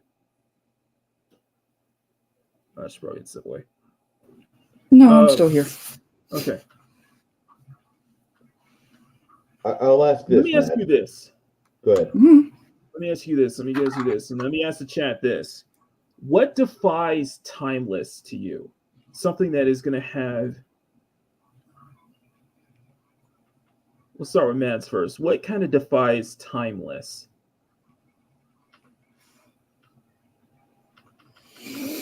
I'm not really sure. I mean, for me, I think the rewatchability, something that can be connected with by multiple generations. And I know more and more that is becoming a difficult thing to wrap our heads around. Mm-hmm. But that's one of the reasons what, like, when you take a look at like something like It's a Wonderful Life. Yep. That very much it's a perfect example of it's the time it was set in. Mm-hmm. But in the same respect, there are many aspects of that story that are still felt very much and can be very relatable to even modern audiences. I mean, for me, I think that's something that is absolutely critical for something being timeless. Mm-hmm. Is can it connect to people on a very personal, very raw level? Mm-hmm. I think that is a perfect description of timeless. Thank you. I think it's a perfect description of that. Let me ask you this: despite the things that despite the things that you love recently, do you see any of them becoming timeless? Do you see? Like, for example, what? I'm just picking something out of random. It's just if there's anything you've liked recently that you probably wouldn't. Do you see that becoming something timeless or something that has? Of things that have came out, like, since, we all got locked down, to put it politely. Lockdown, even a little before that, And I know this is probably going to be an unpopular answer for some. Okay. Zack Snyder's Justice League. And I can defend that statement. Okay. So you do see it becoming timeless. I do. Okay. Because I have hung out in enough live streams where there is something, and particularly centered a lot around Cyborg, actually. Mm-hmm. And that's why I have to say specifically that one, because there's a lot of stuff that was centered to his character that was became so easily identifiable for many people. Like Skywalker. Right. One that he says is what was that him, Leon, and a few others said that hit them in personal places when Diana says, "Okay, everybody suit up," and he goes, I'm always dressed. And that hit them on a very personal level. For me, was when he was going off against the mother box. And he says, I'm not broken and I'm not alone. That one will get me every time. Exactly. Bowsette even puts one in the comments. Yeah. Timeless means it has appealed to hearts and minds and the masses. Mm-hmm. I honestly, I do think modern audiences do exist. Right. Yeah. Bruce, go ahead. I want to go with what Parrot Ted said because he put up Looney Tunes cartoons. Mhm. There's a Yep. lot of Looney Tunes cartoons, and some of them, quote unquote, could be really offensive to modern audiences. But you have to look at them through the lens of history, which means that somebody might get offended. But they do show a good snapshot of what was the bar for comedy over the course of time. And there's a sweet spot in the Looney Tunes world that ran for 50 years, from like the 40s or late 30s up until the death of Mel Blanc. Mm-hmm. And then after that, his son took over. And his son did an amazing job. Up until a few years ago, when Warner Brothers just said, we're going to use all these characters, except for you, Pepe Le Pew, because you're just a creeper. That's the wall where the timeline ends for Bruce.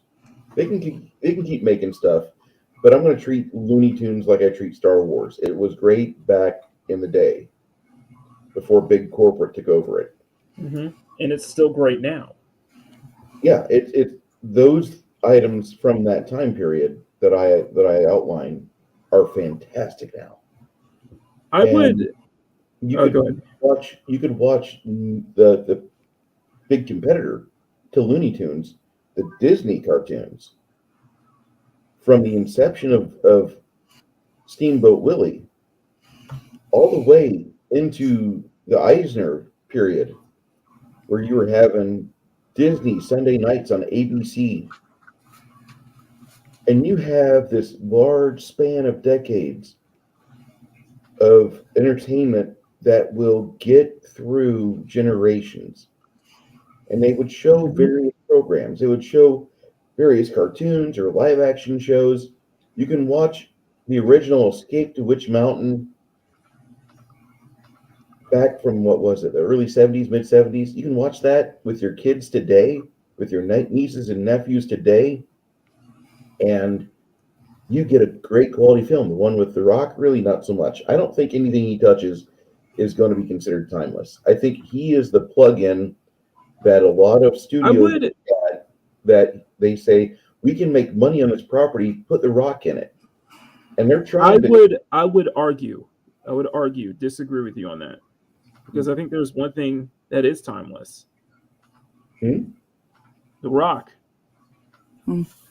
He's 50 some odd years old, and he's in his 30s. Yes, I get it. You don't know. You're not getting what I'm saying, do you? No, I'm not. WWF, the Attitude Era. Oh. Think about it. I do think that is timeless. That's just me. There are a lot of people that love the late 90s to early 2000s WWE, WWF. And I think that's great that they enjoy that. I got out of that probably around 90, about the same time I got done with active duty. Mm-hmm. I decided I'd stop watching wrestling because I had other things I wanted to do, like work for a living and make money. But my friends, they had a few TVs in their front room, and one of them would always have wrestling on, despite what the other one would have on. It was crazy. But I think it's great that they enjoy that. I wasn't into it. Once Sting entered the picture at WWE, WWF, I stopped watching. Okay. I haven't been back into wrestling since. And I think, Mads, I think you make a great point, is that, a lot of times when something is timeless, it could be because it was a product of their time. You look back, it was a glimpse into that period, and it resonated, like as you brought up, it resonated well beyond its intended audience. You know what I'm saying? Oh yeah. I'll be back. It's kind of, for me, essential into making something timeless. Is it can't just be, well, this is how it is today. No. It's got to hit on that raw emotional level. Mm-hmm. So you look at Disney, and you brought up a good example is Disney with their animated films are timeless. Mm-hmm. I would argue all of them are timeless. And I think the live action remakes, they won't be timeless. See, I don't Just like my thought. audiences. I think I feel like in some ways when you try to appeal to a more modern audience, I feel like you're stretching yourself thin, because because when you also think about it, do they even know what the modern audience is? Does anyone know what quote unquote a modern audience is? Because the thing is, I forgot who brought this up. The modern audiences include every other person, include everyone. Like you, Mads, me, Bruce, we're all modern audience. Yeah. Disagree. When you think about it,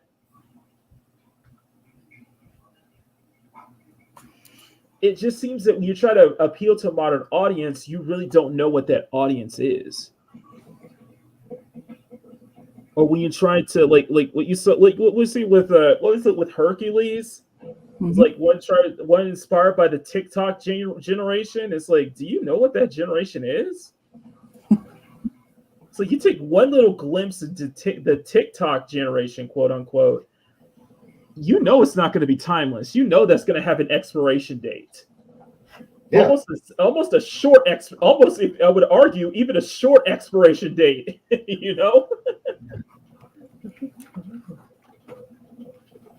Just my thoughts. That's my thoughts. I think the modern audience's pursuit that they're making is that they're trying to make microwave entertainment that you enjoy it, you like it, you digest it, you process it, but then you have to go and get excited for next product. Thank you, Jay, from AFK Media. And that's the thing. It's like we're being fed a bunch of TV dinners. We're not having somebody who loves the kitchen go and make us food. We're having somebody who knows how to put Pop-Tarts in the microwave for 3 seconds. Here you go, kids. Here's your Mandalorian season 2. Here you go, kids. Here's your shitty Ben Kenobi TV series. Here you go, kids. Didn't you want more of this? Didn't you want more of this franchise? That's what it feels like. So I'm pretty okay with abandoning the fuck out of this shit and just going back to VHSs and old DVDs before Blu-ray came out and just happy to wrap myself in that old retro baiting that I do. Well, that's the thing is that when you kind of abandon your audience, when you abandon your original audience, that's a surefire way of making sure whatever you're creating isn't going to be timeless, or even going to be remembered positively in 10 years or so. Yeah, like do you want to be Batman Returns, or do you want to be Bat Nipples? Exactly. Most people want to be Batman Returns. Most people. I've never heard somebody say, "I want more bat nipples." Maz, I love that analogy. That was brilliant. That was brilliant. You sure we can steal that? No, I'm not going to steal that. That's a brilliant analogy. I'm a fan for a long time. I remember the good and the bad nipples. Bad nipples. Sorry. I feel you, brother. I used to get the banquet Salisbury steak, corn, mashed potatoes with gravy, it was 3 ounces of mashed potatoes with an ounce of gravy or a dop of gravy. And they give you like this little bitty, like mini Reese's peanut butter cup of brownie, this tiny little thing. And I used to get those for $1. Boy, don't go to Walmart and compare prices now, kids. I'm talking about the early 2000s when that used to be. It's just, I guess to kind of put it back into Conroy.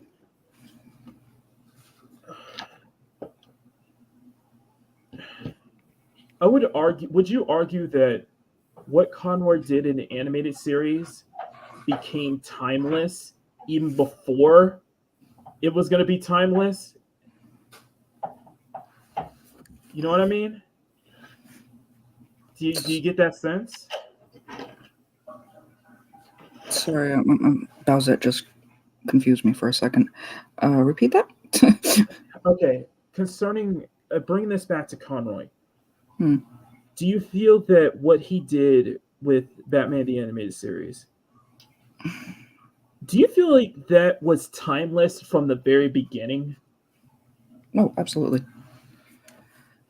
I could almost hypothesize that when they're doing the voice acting sessions for the animated series and Mask of the Phantasm, I'm willing to bet that the people that were assembling in the studio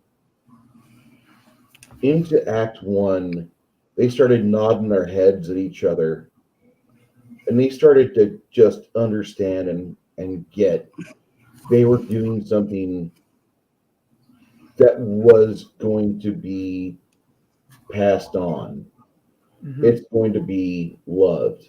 I think it's like I think they first heard this voice and they were like, this is Batman.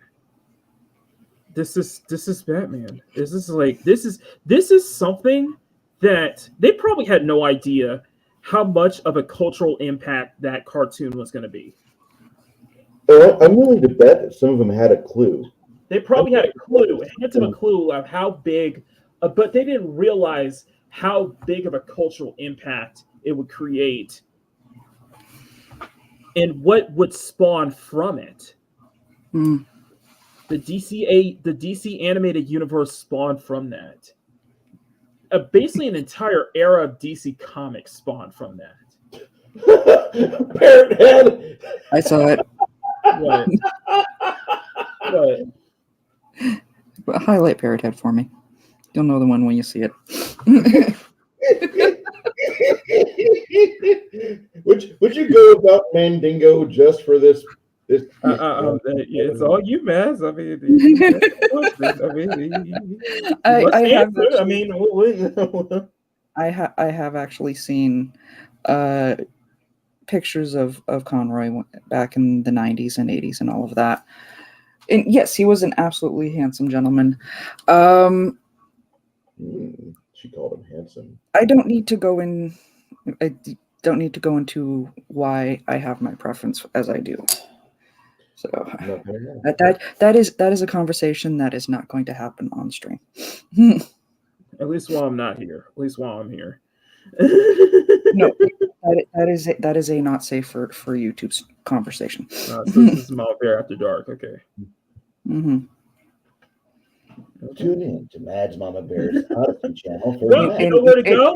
You know where to go if you guys want to see that. Get her to 1,000, and she'll make it happen. And I'm just going to say, no, it's not the stereotype belief. It has got nothing to do with that. That black people die first in horror films. LL Cool J broke that rule.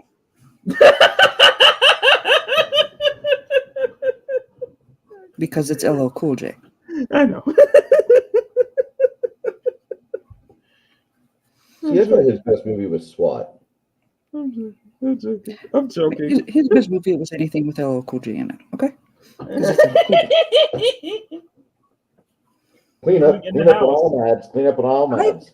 I've always loved him. His name is including in the House of Carlton. Sorry, go ahead. Carlton actually had his moments too. Exactly. It's just. I think we can go past the boundaries of good taste, guys. It's all right. I think we've said, and I feel like we've said so much now on this one topic. You know, I mean, do you feel like I've said enough, or does it feel like I need to go more into it? No, you think if you want to cut the rap now, you can, but I honestly feel that there's other things that have happened too, and as much as it's impactful. It's the most impactful thing that happened last week. No. No. To me, it is. I'm sorry. Hold on. This is going to be your probable most memorable thing about 2022, aside from hitting 1,000 subscribers. There's a lot of moments. There's a lot of moments in 2022. Okay? This is the year where you ascended to where your talent can start helping you pay back whatever you might want to be paying back. Mm-hmm. But the loss of an icon like this, I don't know. Maybe you're getting Bruce's 40th year in your 30s. Because when I was 40, I started really noticing my heroes were on the extinction list, and they were really going out fast. And just so you guys in the chat, some of you understand where I'm coming from, others don't, but I'm going to tell you the sad truth. If you love a movie and you get in your 40s and 50s, 20, 30 years after it's come out, going to IMDb and you start reading through who was in a film, who was part of it, and you start seeing these names that used to be popular and endemic. Where are they now? 2/3 of the cast of the movie The Thing from 1982, they have a gravesite. Yeah. You know, you start seeing that, and it doesn't get better. So if you have a chance to shake the hand of one of your heroes, that's great. Don't get too personal with them, because like we've been told before, don't meet your heroes. But if you're at a con, or if you're passing them, give Kurt Russell a handshake. I just feel more. I mean, you brought up that example, and I thought to myself, I was like, I wonder who the people who loved and idolized Madonna still feel that same way now. Probably not. Probably not. It was a hard fap, but I managed to persevere and get it through. Yeah, but then you look at her now and look how off the rails she's gone. Hey man, we all knew she went off the rails after God, what was it? After her husband dumped her and said she kept trying to work out, and I didn't know if I was sleeping next to a woman or a man. I'm trying to think. No, Hung Up on You, where she's like dancing around. Like she looks like somebody's like sadly aging mom that hasn't escaped her youth. And sadly, that was the actual reality too. Trying to be hip. Trying to be hip. Yeah. Trying to be hip. She's still trying to turn it back to 1989 when she felt she was at her peak. Yeah, when Just a Prayer, and when she was all trying to be very controversial. Yeah. No, her more controversial stage was more. Out of all the celebrities we have today, if vampires are real, I expect Madonna to disappear and not be seen for a long, long time, and then she's going to make an appearance, and somebody will be like, "Oh, she looks like that aging star." What are you talking about? Like, shut up during? What are you talking about? Like, straight up during a blood moon or something? Yeah, blood moon. She's going to be there spirit cooking with that one other crazy bitch. Well, we know vampires are real. We've all seen the pictures of Nick Cage. Exactly. Thou shalt not insult Nicholas Coppola.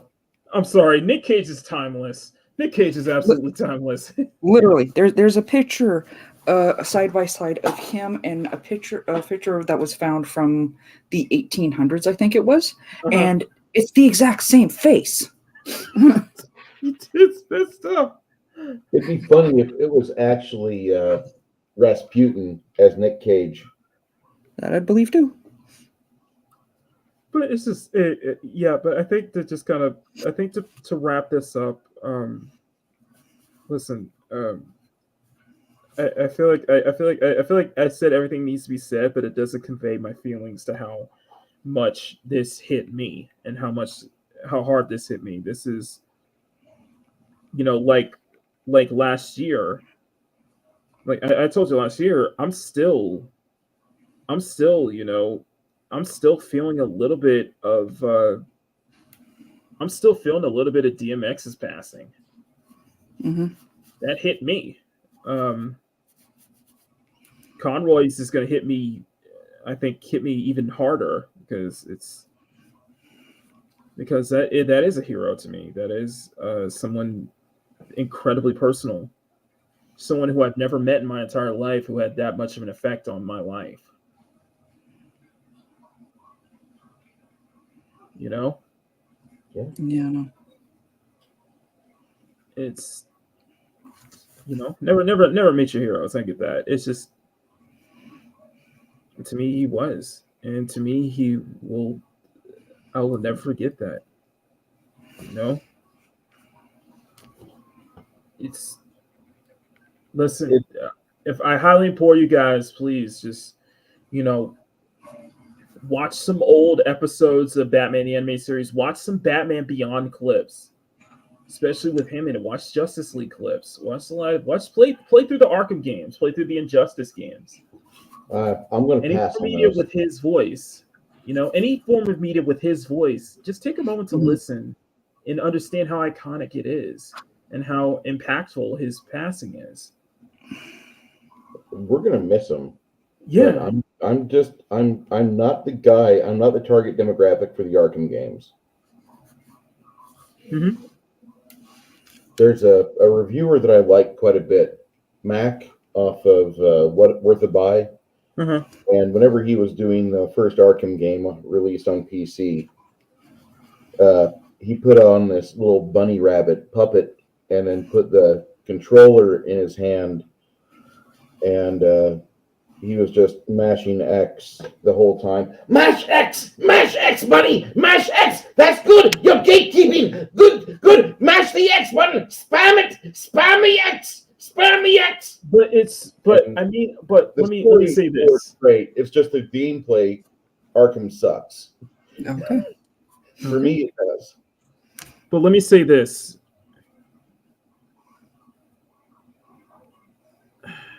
With Conroy gone, you know who else is gone? Hamill? Yeah. Yeah, I did mention that earlier. That's what it feels like. You mentioned that. Yeah, I know you brought that up, but it definitely feels like it doesn't feel like we're gonna get that, you know, that same kind of passion from Hamill anymore. We're not. Now that Conroy's gone. He's not going to be part of it. There's no passion. There won't be a Hamill. Unless Hamill buys a yacht and needs to pay for it, he's retired, dude. Mm-hmm. Yeah, I just wish he calmed the hell down on Twitter and just Oh, that was his friend. He's going to take a bit anyway. Yeah, he's going to chill out for a while anyway because he's got to reflect on. Those two guys, they would do studio work. They'd be seen in public together, going out and, you know, having a dinner before or after, you know, time in the studio, and they were friends. He didn't lose somebody he just worked with. That he was lost his a friend. He lost a brother. He lost a lifelong friend. Mm-hmm. Probably closer than what I thought. Yeah. Mm-hmm. And those two guys would be reunited every. Sorry, go ahead.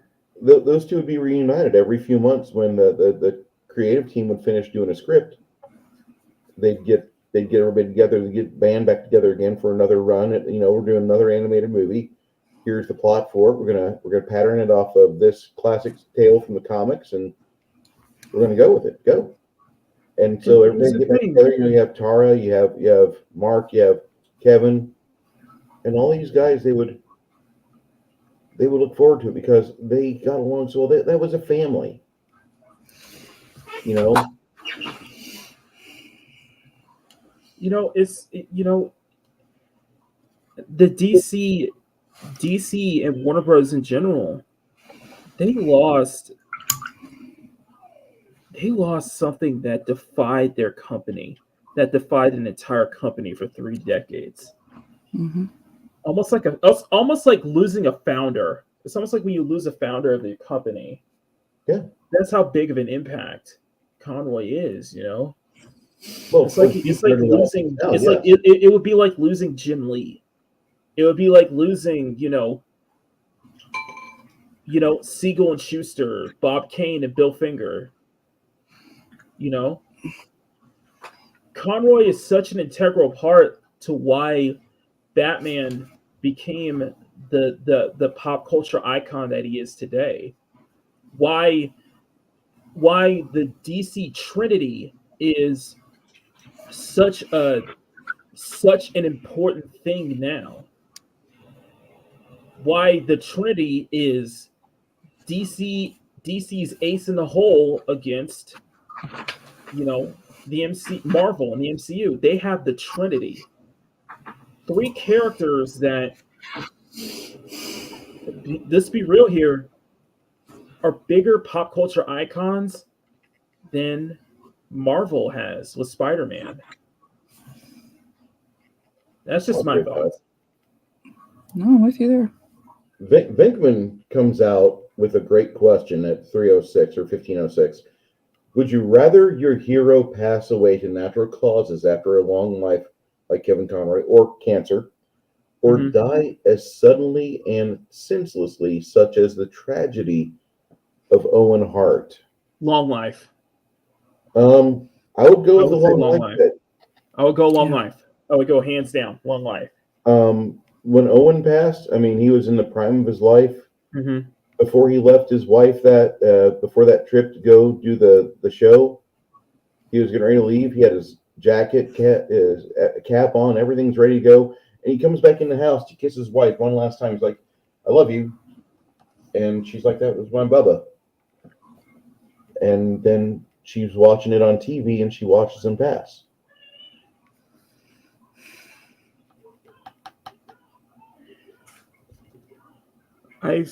In some ways, I feel like it's just like what I said with Kentaro Miura's passing, dying what you love doing. Could you argue that Conroy did the exact same thing?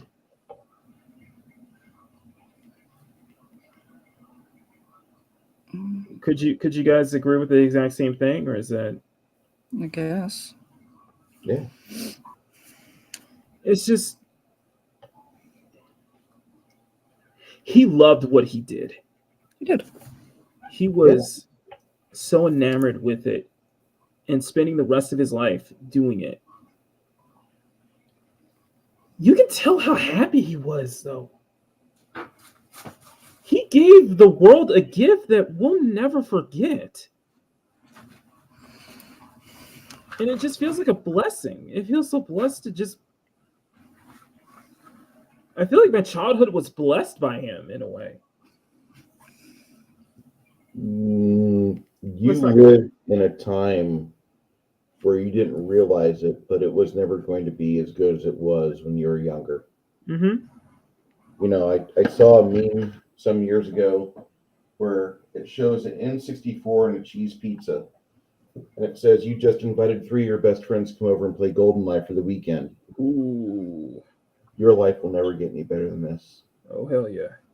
Now, that was after I hit adulthood before that time, but I got what they were saying.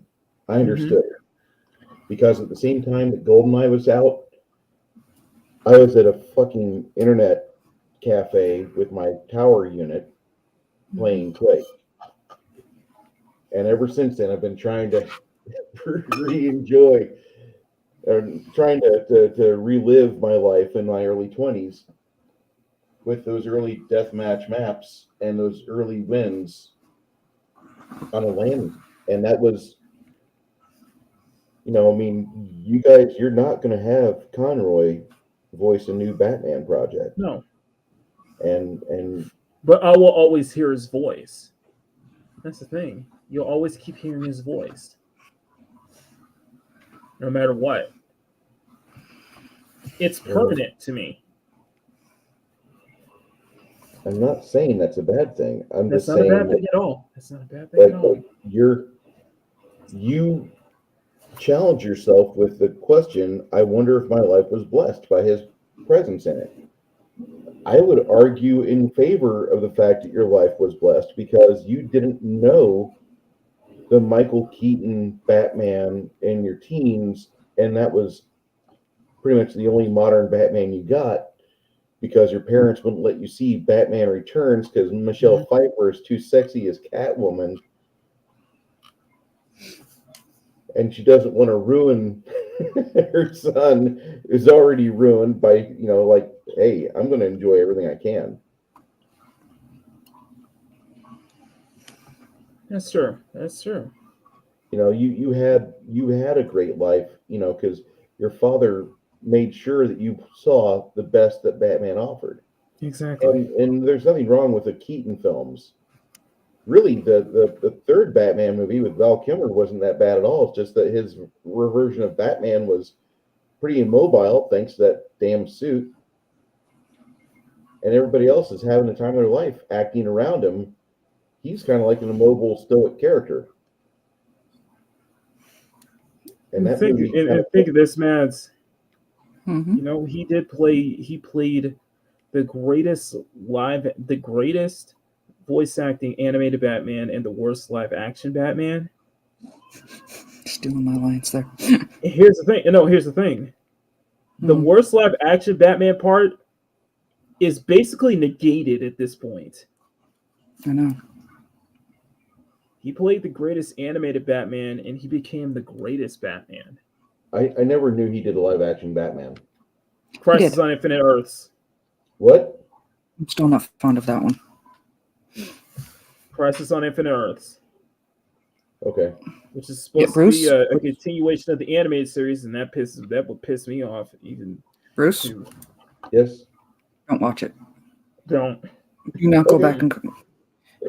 Listen. And unless you plan on recording yourself doing it, and please do it after everyone has had their adjustment period to all of this. Listen. All I'm gonna say is that will make you very watch angry. it. If you watch it, you will hate Ruby Rose, or you will just hate Batwoman as a character even more. Ray Venkman had some good nuggets there. Owen Hart did not pass away. He was killed to a stupid gimmick, and a meaningless reigning war then was punished for being related to somebody who was working for the competition.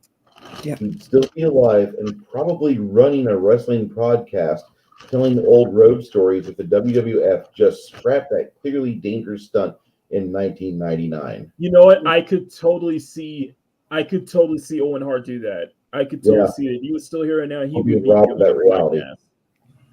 He'd be doing a podcast talking about the wrestling stuff and keeping it going. So I could totally see that 100%. I value my time, Grumpy, and I've got too many miniatures to finish up. I mean, no offense to anybody here that's a fan of DC Comics. I'm happy you like it. I'm here talking about Kevin Conroy because that was a big news of the week. I'm not here talking about it because Batman was a part of my adulthood. Batman is something that all my friends that are 10 years younger than me loved. Mm-hmm. No, I saw Batman as more of a, oh, well, this movie's coming out this year. Okay, great. Oh, there's an animated series? Awesome. Okay, these aren't bad. I got to go do stuff. Honestly, you know what, to be honest, I'm kind of glad that the whole continuation of the animated series that was held by J.J. Abrams was canceled. You don't want Jar Jar to touch your stuff? What? If it was a case where he passed away during the production of that, I think it would have ruined it for me. Mm-hmm. No offense. I'll disagree with that. And the reason why I'm going to disagree with that is that we have the aftermath of The Dark Knight Returns with the death of Heath Ledger. Mm-hmm. And that's, in my opinion, the best Batman media I've witnessed, and I've watched that probably over 40 times. The worst part about it is Chris Nolan's direction, but the Joker that we get in that movie is so fucking good. Mm. How's it looking so far? I know I haven't done much detailing so far, but looks great. Mm-hmm. I've had this Minotaur fig for like over a year, and I found that the damn tape to stay on because I've used a different screw on it. All right. So we got shit. I did not expect this entire stream to focus on Conroy's passing, but it did hit me a lot. I should have renamed this stream for that, but there is one other thing I do want to talk about. I'm not good at segueing. Can I just respond one thing to? Yeah, go ahead, please. Because I see Grumpy, and I know he was just saying that because of how they treated Kevin Conroy's Batman in that Crisis on Infinite Earths. And I will admit, I am one of the people that absolutely raged against that. Right up until I heard how Kevin Conroy felt about that character. And it's supposed to be the animated series, and that pisses me off more. But bless his soul for being just, for me, one of the ultimate example of looking on the bright side. Exactly. He loved that character. He loved being able to do that.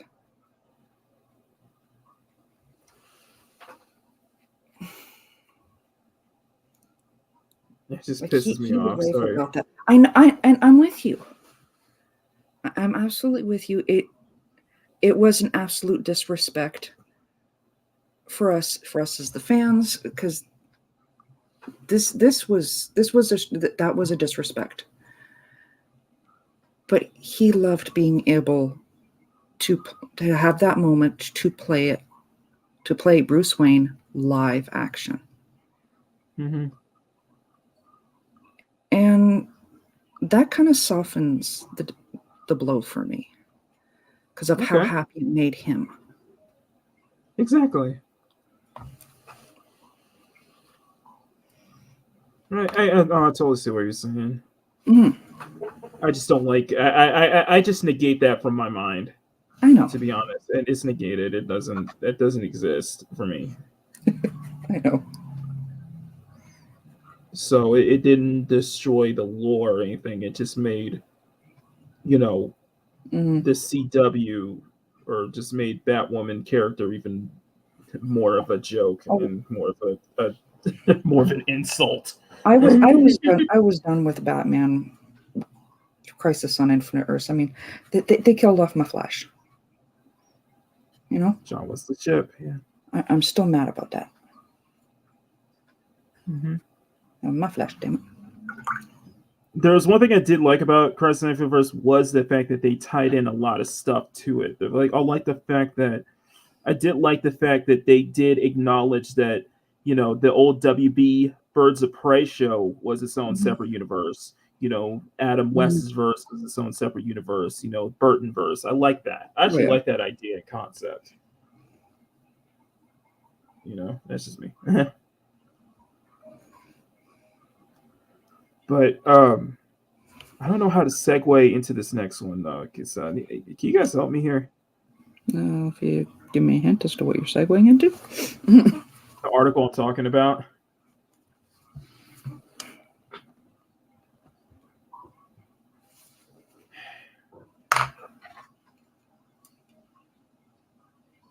Article. You'll see. This isn't going to piss you off. I'm not going to be pissed. I'll say that. I won't be pissed. I'm not pissed. I'm just scratching my head. Mm-hmm. Let's put it that way. I don't think it's worth a big rant. Oh, you talking about that thing that you had sent in the private chat or the group chat earlier this week? Yeah, earlier this week. Oh boy. I'm not sure how to segue into that. I'm not pissed. I'm not mad. I'm not pissed. I'm just scratching my head and just like, huh? All right. So I'm not sure. I don't know if I can lighten the mood up here. Not really. No, I'll try. But all I can say is, if you're not subscribed to Ruin Leon, do yourself a favor and subscribe to him. That's all I'm gonna say. I have my moments about that, but this is not one of them. Don't worry, I won't watch the Arrowverse. Yeah. I just watched the clip where Jack Nicholson reacted to Heath Ledger's death. Yeah. And he said, I warned him. Yeah. Wait, what? Yeah, he did. Warned him about what? Playing the Joker. Yeah, playing the Joker, it'll fuck with your head. Well, that explains Suicide Squad. And it also explains Mark Hamill. Really? Is that like a curse? I think I think the more I know about the Joker, the more I think it is the curse of the Joker. Really? I think that's because everybody that plays that character says this you got to be in the right headspace for this. Exactly. Mm-hmm. And Jack Nicholson admitted on an interview just now that I watched from 2008 that he's like, I was off work one time and I'm driving and I thought maybe I could just, get rid of these thoughts. I could run off the cliff with this car. He almost drove off a cliff because of it. Yeah. Oh, I see what you're saying. Shit, this is like a... How do you explain Jared Leto, though? I don't really think he played the Joker. I've tried watching that movie a couple times, and each time I start painting figurines, I just turn it off because there's better stuff out there. And Go ahead, Matt. I've had the ability to have access to some of the AR cut stuff that people haven't seen. He's comment right there.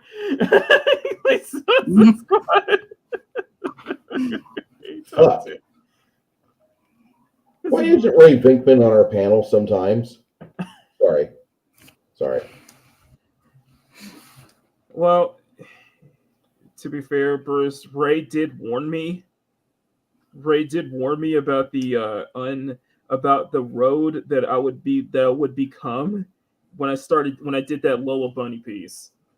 Mm-hmm. Yeah. Ever since then, he's had an issue with he's had a warning with me when I did the Sonic X Street Fighter stickers. It's like, I understand that kind of art, and I'm just doing it as a one-off. Okay, it's not. Mm-hmm. Yeah, we know you're just not to for pay for the college, kid. Don't worry about nothing else. It's just to help you pay for your college and make sure that you get all the books you need, and that you're never having to grind yourself up against a pole at a seedy nightclub. Yeah, I made the sacrifice for my children by doing furry art. Now, do Lola Bunny with a carrot. I'm sorry, I had to read that up, but no. All right, I'm not good at this segue, so you guys ready? Yeah. Yeah. Okay. So, Man, I'm putting this. as artists, as artists, we on social media, we always like to promote our art, right? As creators, you like promoting, right? Mm-hmm. Sure. Well, let me ask you this, Matt. Can you? Okay, this is not an easy segue. Can you give me at least a couple of examples of what you would see as not the best way of promoting your artwork? Just give me an example, no matter how wild it sounds. You could just fill the audience in on what this. Just give me an example. What would in your thoughts? What would be one way that would not be a good way of promoting your artwork? Exactly what this woman did. I am like, even here on. Give me one example. Come on. How to not promote yourself. How to not promote yourself. Think of it that way. walking into a museum in France and splashing tomato juice on glass, protecting other arts of work. That's a good example. Fairly timely too. I want Mad to see if she got an example. What would be one good way of not promoting yourself? Any form of clickbait, because I know where you're going at. Okay. And I know good way. here on That's a good YouTube, it is a big thing. Like clickbait is encouraged. It's big time encouraged. It is. Putting a 60-year-old woman in a skimpy outfit dancing around. Hey, you're not wrong. You're not wrong at all. You know, hate clicks, such like that. Considering that there's space we're in, I'm not hating on anybody who does it. That's preferably not my way of doing things. I'm not pointing at anybody. That's my personal preference. This is not my way of doing things. I don't do clickbait. I don't even like clicking on anything when I know it's clickbait. Man, don't tell me that you're not clickbait. Come on. I'm not clickbait. Makini's channel is under attack. I don't need that. What I do, listen, I'll just put one of my things up here as clickbait, okay? What I do on paper is clickbait, okay? You're gonna put your thing up as clickbait?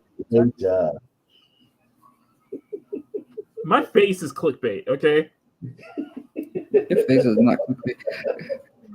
It's gonna come out one of these days that Maki works for GQ, and I'm convinced about it. Shit. Clean up on aisle Mads. Clean up on aisle Mads. Oh God. No. Would you like for me to say what would be one way of see? You can approach. Yes. Please get this over with, because I am dancing around this because I can't. I know I cannot approach what this girl did without getting. How about trying to pull an equivalent, an artistic equivalent of a Juicy Smollett to promote your art? Mm-hmm. This is coming from this is from a video I found on Ruin Leon, and I wanted to talk about this specifically, just because I am just scratching my head in. Out of all the things that you would do to promote your art gallery, I don't think this would be one of them. Just my thoughts. Let me read this here. A black artist flyer for Bucktown show mistaken for some hate group propaganda. I wonder why. And this is from ABC 7 in Chicago.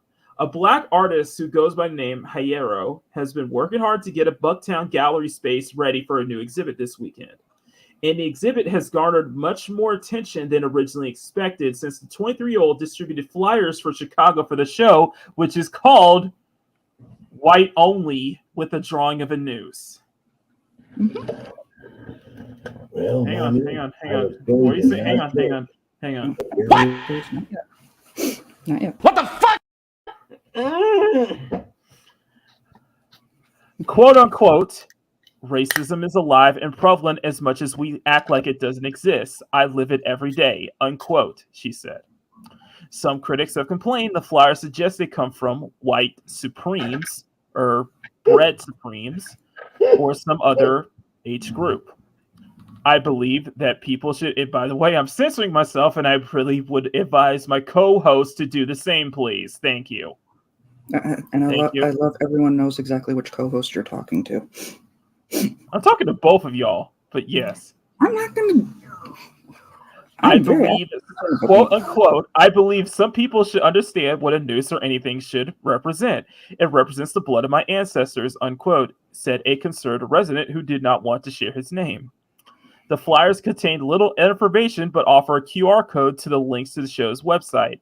There, the artist offers her explanation of her philosophy. The prominent works in the show are a depiction of Heron and her sister when they were children being detained and questioned by police wearing white hoods just blocks from her home, something that is based in a real experience. Some of the flyers were attached to streetlight poles in Hyde Park, but someone apparently removed them. Heron said that she explains why some people may be offended, and she says art is intended to promote emotional responses.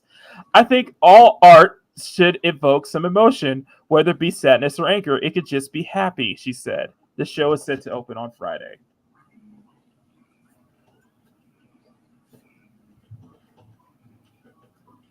All right. Who wants to go first? I put mine in the private chat. Oh boy. I'm gonna read. I'm afraid. Okay. Like, what the fuck? Bruce. Bruce, come on now. She's out there generating energy, but I mean, Jesus H.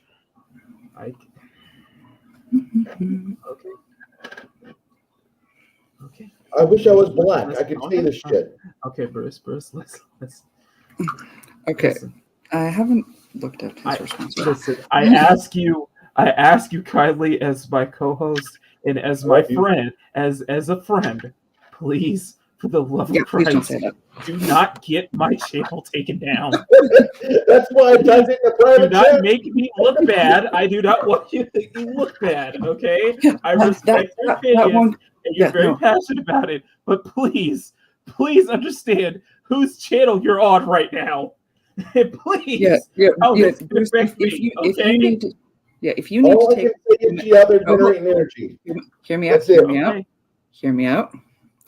If you need to take a few minutes, Bruce, please do, because last thing we need is you getting this stream taken down and at the same time killing my dating life. So no. Nice slip of the tongue there, Mads. What? I'm just saying, please be as PG as you can. Please, Bruce, just for my sake. And please. Her that nonsense with her clickbait is one of those things that did really piss me off about the whole thing. Mm-hmm. But I don't know how to say this without sounding a little bit harsh. Nooses affect more than just that. Okay. I lost a kid brother to suicide. To the point they affect me to the point where one place I was working at when we were setting up Halloween decorations, a couple of my coworkers had already started setting them up, and I looked at them. I said, "Take those skeletons down right now," because they had skeletons hanging from a noose, and I'm like, "No, you can take those down right now." Okay. So just even that little symbolism alone is insensitive to so many. Right. You want to promote your artwork, fine. You want to do something that's intended to piss people off, which is what this was designed. But use that thing that's in between your ears that is supposed to be functioning to turn on and think of what neighborhood what area you are in, and whether because I know how well that would be received here, let alone no. I wanted to share my thoughts with my panel. I am not giving it to the chat. The chat can figure it out. Okay. But that is my fucking response. Okay. That woman. I assume you looked more. I assumed you looked into more of it, Bruce, as we were talking. I saw that one actually, Ray. And I ran into Undertaker once. Like, took me a few minutes. Took me a few minutes to realize that I didn't run into a giant leather wall. I really thought it was. Gotta remember, I'm 5'4". Mm-hmm. That was a wall. Okay. I have nothing else to say. All right. Yep. If you want to say it in the chat. Just I ask you, please. Let's not I get I heated. gave it to you. Bruce, If- you love Bruce. if I I know you love me enough to not do that to my channel. Thank you. If I wanted to fucking hurt your channel, I would have said it the moment I thought of it. Mm-hmm. Yep. Yes. And I appreciate that, Bruce. I am just saying you're not wrong in what I don't want you to feel wrong. And I want you. I'm not wrong at all. No. Bruce, let me explain. Let me explain. I love that. So I tell you to never stop being Bruce. I love how passionate you get about stuff like this, and I can understand that. I understand that raw emotion is there.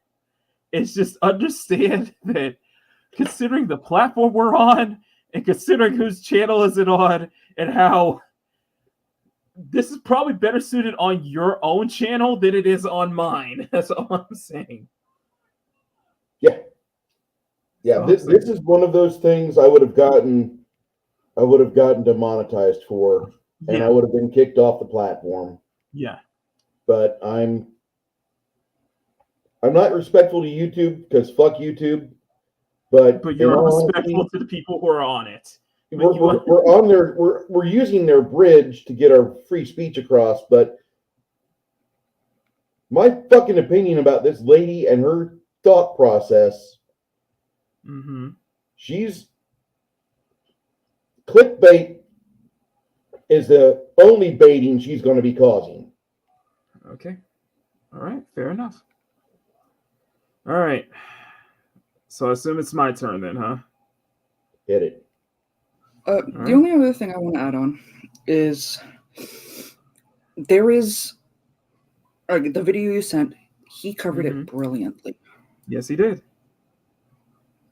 I would show his video, but I would show his video. I'm just afraid, but I'm afraid that YouTube would hit me with like reused content claim. Yeah. Yeah, the reused content. Again, so if this somehow gets back to him, honey, you did that brilliantly. Absolutely. I will say to him, thank you. You inspired this video. Thank you, Leon. You inspired this video. By the way, I will say this again. If you are not subscribed to Ruin Leon, do yourself a favor and subscribe. Because I will admit, a lot of what he says is a lot of what I'm thinking right now. Is a lot of my thoughts. Like, you remember that? You remember that rant I did when Mads was away? We had Mags on. Do you remember that long-winded rant I did on for the Rippaverse? Mm-hmm. Yeah, basically his videos are basically just like that, or his videos are basically like that. Basically able to articulate what I'm thinking sometimes, and how I feel. How I will admit, I feel disconnected from the quote unquote Black community. I guess you could say. Well, I'm wanting to challenge you on something. I don't think there's a white community in the same sense as there's a Black community. It's the same sense there's an Irish community. It's the same sense there's a Polynesian. No, I don't think there's these enclaves of thought that divide themselves by the texture or richness of melanin count. I think that people are fairly tribal when it comes to thought process, because if you ask a person with no cultural context what they think of the works of Thomas Sowell, if they value what he says, if they listen to his words, they're going to say that man's amazingly articulate. That man amazingly blew out the opposing thought process that would otherwise try to capture a certain demographic because of an immutable characteristic which cannot be changed. But because you have And men like Thomas Sowell, you have people that are brave and they are willing to step away from a cultural norm to think critically and ask why and how and what purpose does it solve. What are you talking about, Bowsette? Are you done with me? What time do they wrap themselves around the cultural norm and they step away from that and they go an independent thought process and they begin to explore their own critical thinking capacity? So I don't think you have a quote unquote a black community. I'm just going to disagree with you on that because you said that, and I'm going to try to rein you in a bit. There's not a black community. I'm not trying to. Well, I don't say trying to bring me in. I'm just saying there's not. But there are a group of people out there, and you can have this for any quote unquote minority, be it mental, spiritual, or physical. They will always feel like there is a position of envy which they must stand. Okay. You know what? If there's one other channel that I think is able to explain topics like this the best way and in the most articulate way possible, it's The Gospel According to Mark with a C, because Mark does such an incredible job in talking about stuff like this. And shout out to Mark on his recent video, which Yes, kind of mirrors this subject. yes. I've said before that it's not so much the community, it's this mindset. It's this mindset and mentality. Cavatinho, the artist we're talking about, is 23. And it's a Chicago artist too. Oh, it's the problem with Chicago. Hurry.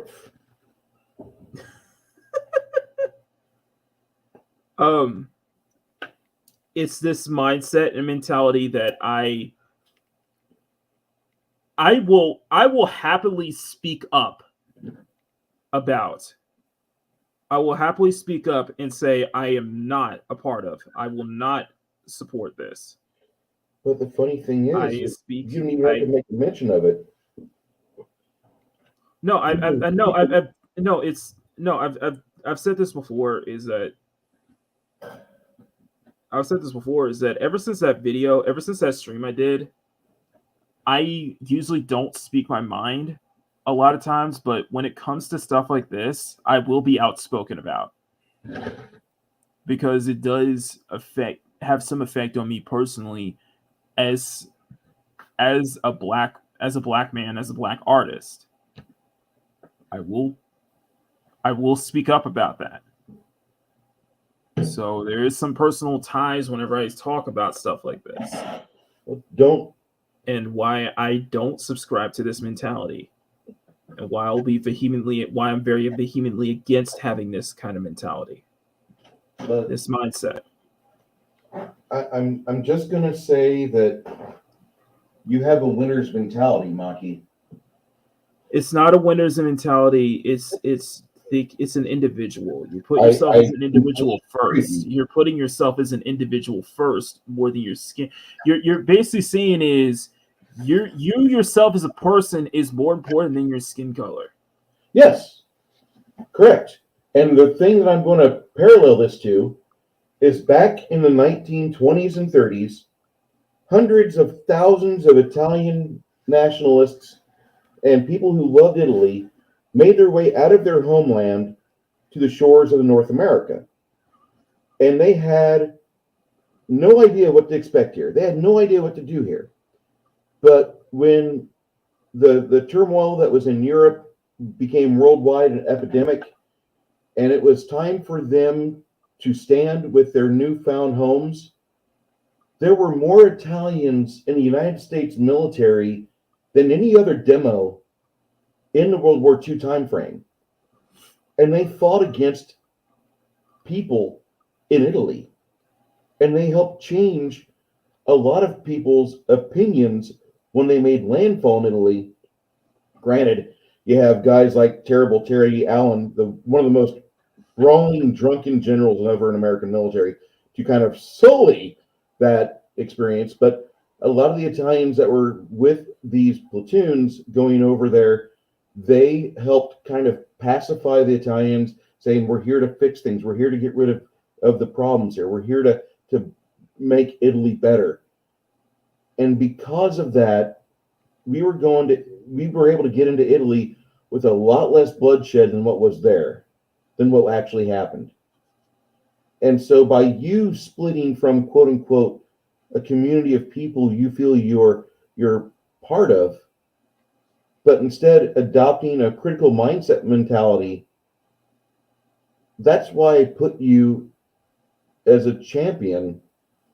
And that's why I think you're going to do a lot better than other people that will just quickly adopt a very lazy mentality or ideology.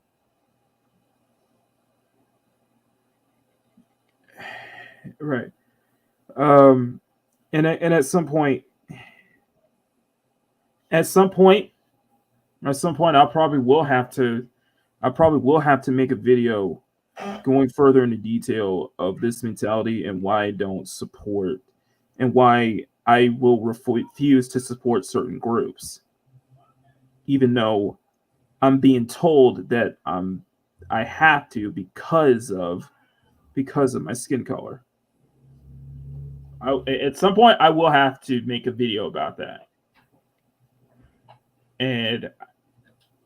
but it will be at a point where I stopped giving an F about what comes out of my mouth, and I don't care about backlash, and I will happily, and I know I'm going to take backlash for that video, but I will stand strong in it, and I will stand strong in my beliefs. Come with me, kid. I'll show you this thing called Rumble. We'll get you a place and a But free the thing is, there are groups out there who are being exposed for the lie that it is. So I guess we'll see how it is when time goes on. It's just I refuse to support certain mentalities, certain mindsets. So, but to get back on track of this situation, if you're expecting a rant from me on this, you'll probably be disappointed. Only because I just kind of scratch my head at this. I'm just like, out of all the things you could have promoted your art, like you have an art gallery. You actually have an art show, something that I don't have, you know? Give it time. You know how awesome that is, having an art show, having a public art show. Do you think how awesome that would be? Like off topic. Somebody on the train recommended me to an art walk, which is stuff that they do around the Bay Area and such like that, and it's for a way for artists to promote themselves. And I'm going to look into that to maybe set up a booth or something. But you know, I hope someday too have an exhibit, especially downtown. You know, I'd love to have an exhibit like that. I'm just saying, the fact that it is that you have your own exhibit, that you have this space to be able to do that, I think that's enough of a good promotion. I think that shows, you know, you got the promotion there.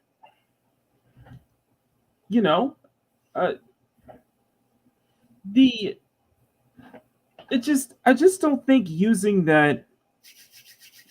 those talking points or using the same kind of talking points as a way to promote your work, when you should let your work, you know, promote itself, you know? But I know I'm probably going to get some kickback from that, because I know this probably it probably doesn't apply to everything. But I looked up the girl's Instagram and I saw her work, and I think her work is fine. I think her work is good enough to be able to just promote on its own. I don't think it needs to go that way. And especially if you're like waiting until the last minute to promote your show, I think you could have gone the better way. I think you could have, if you were tied to, say, like a social media group or just an advertising group, I think it would have make sense to go and ask for help promoting rather than going this route, you know? because that is, as Mads would say, that would be like real life clickbait. You know what I mean? It's straight up what it was. Yeah. And how she handled this pretty much guarantees there's a lot of people that are not even going to bother looking at her art because of it. Mm-hmm. And I myself am one of them. I will applaud you on the fact that you actually went to look at this girl's art. I'm like, sorry, you want to promote your art this way? No, thank you. No, Ray, that's clickbait, and I will not do that ever. You should. You should. No, so that's a no. Okay. Think of the down payment you could put on a brand new Lexus. Closest we'll probably ever get to Maki and clickbait is I'm not a furry, but. Yeah, that's my exact. See, that's exactly what I'm talking about, Mads. No, absolutely not. I shall not stand for this. I'm not a furry, but Sitting. Stop. No, it's just in my opinions. I just think there's a better way of promoting yourself, especially when we've had. And let's not beat around the bush here. We've had many instances of this kind of promotion, this kind of controversial way to get attention, especially from the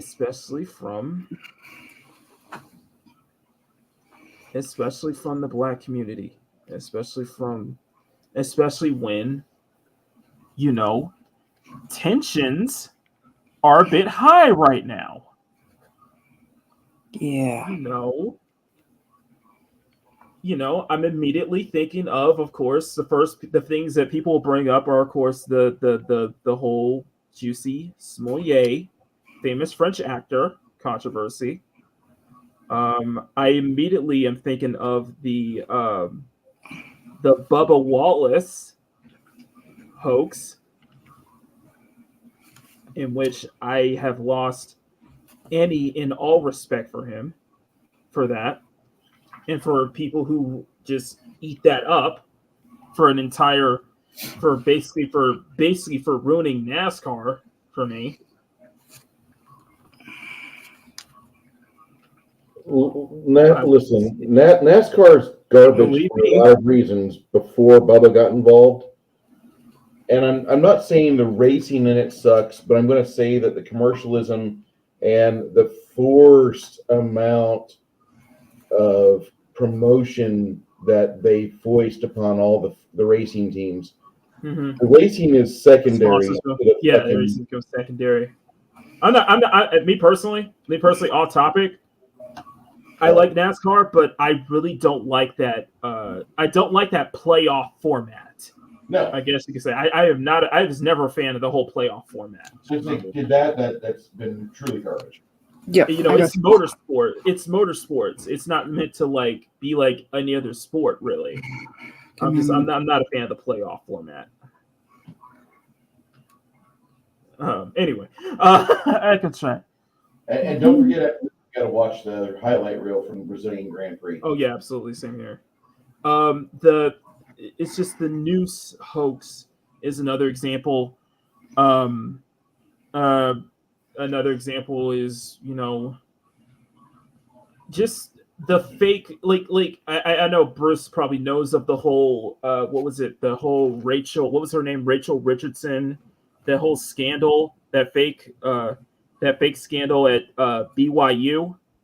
Oh God. Where she was, where she thought that she heard people in the crowd calling her the N-word, word R, and it turns out that in an entire room full of spectators, nobody, and I repeat, nobody heard that at all, and that she was faking an H crime.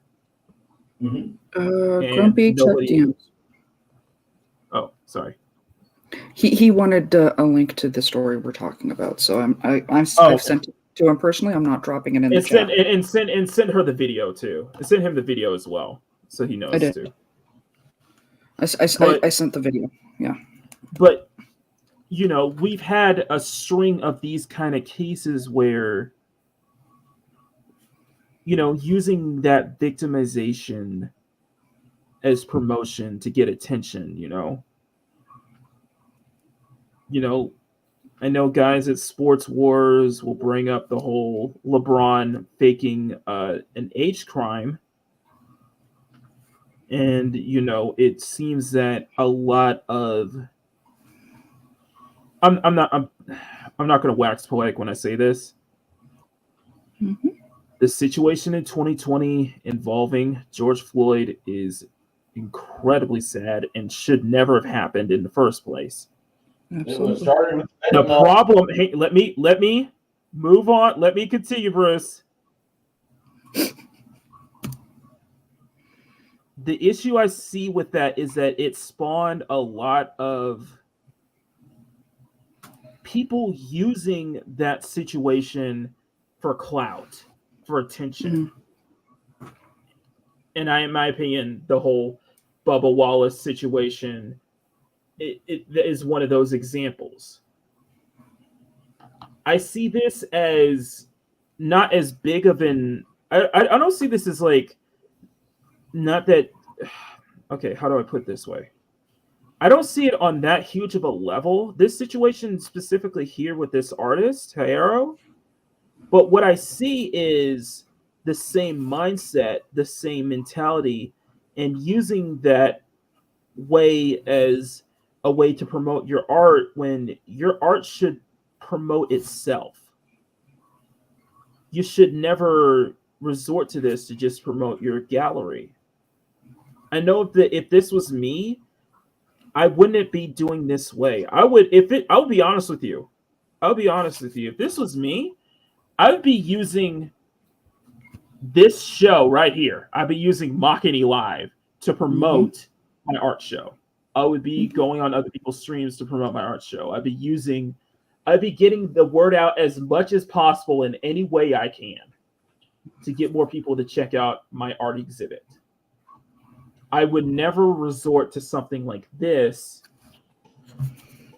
to promote what I'm doing, because it may work for some, but it won't work for you in the long run. That's what I'm saying. It won't work in the long run. You can't fake the funk, I guess you could say. You know, you can't fake the funk like that. And I think I think what she's doing is the wrong way to promote your work. When your work is the star of the show, that should be promoted more. But then again, some people may say that, look at this and say that I'm being too simple. I'm too much of a simpleton to think like that. You know, whatever. I'm just saying, you know, I think there's a right way and wrong way to promote your stuff. And I think that what Heron has done is definitely the wrong way. It's definitely not a good way to do it. You know, there is such thing as bad publicity. There is such thing as bad publicity. So those who say there's no such thing as bad publicity, yeah, they're wrong. There actually is. You know what I mean? Mm-hmm. So, you know, something to think about. something to put your thinking caps on here. You wouldn't promote it that way. You know? I guess that's the end of it. I know Mads and Bruce were very angry about this, and I'm not as angry about it. It was just a head scratching moment, and just like, I don't think that's the good way to do it. That's my personal opinion, you know. Not my preferential not my preferential way of promoting myself, you know, or promoting a show.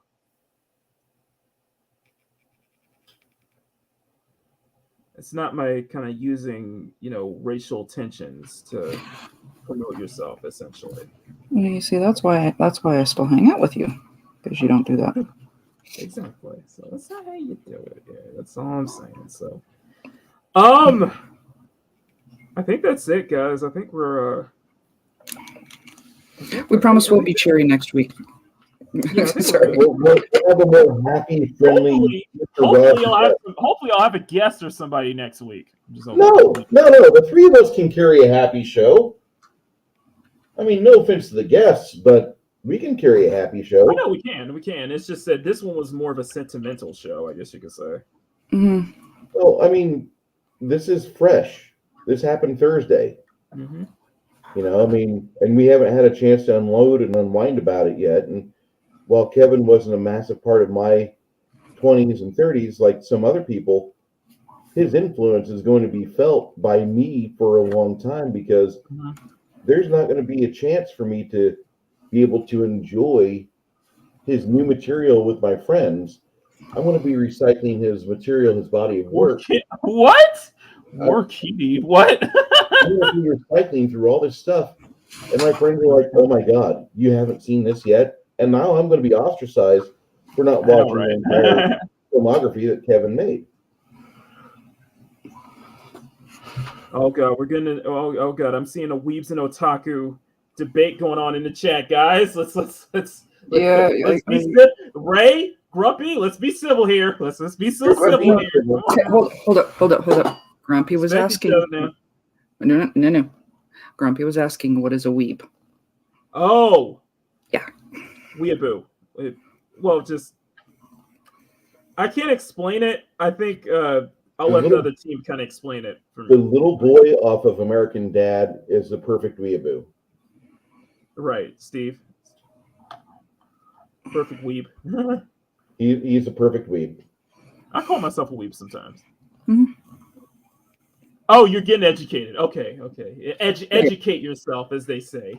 As they like to say, educate yourself. And I respond with, go suck my D word. There you go. Tell me to educate myself.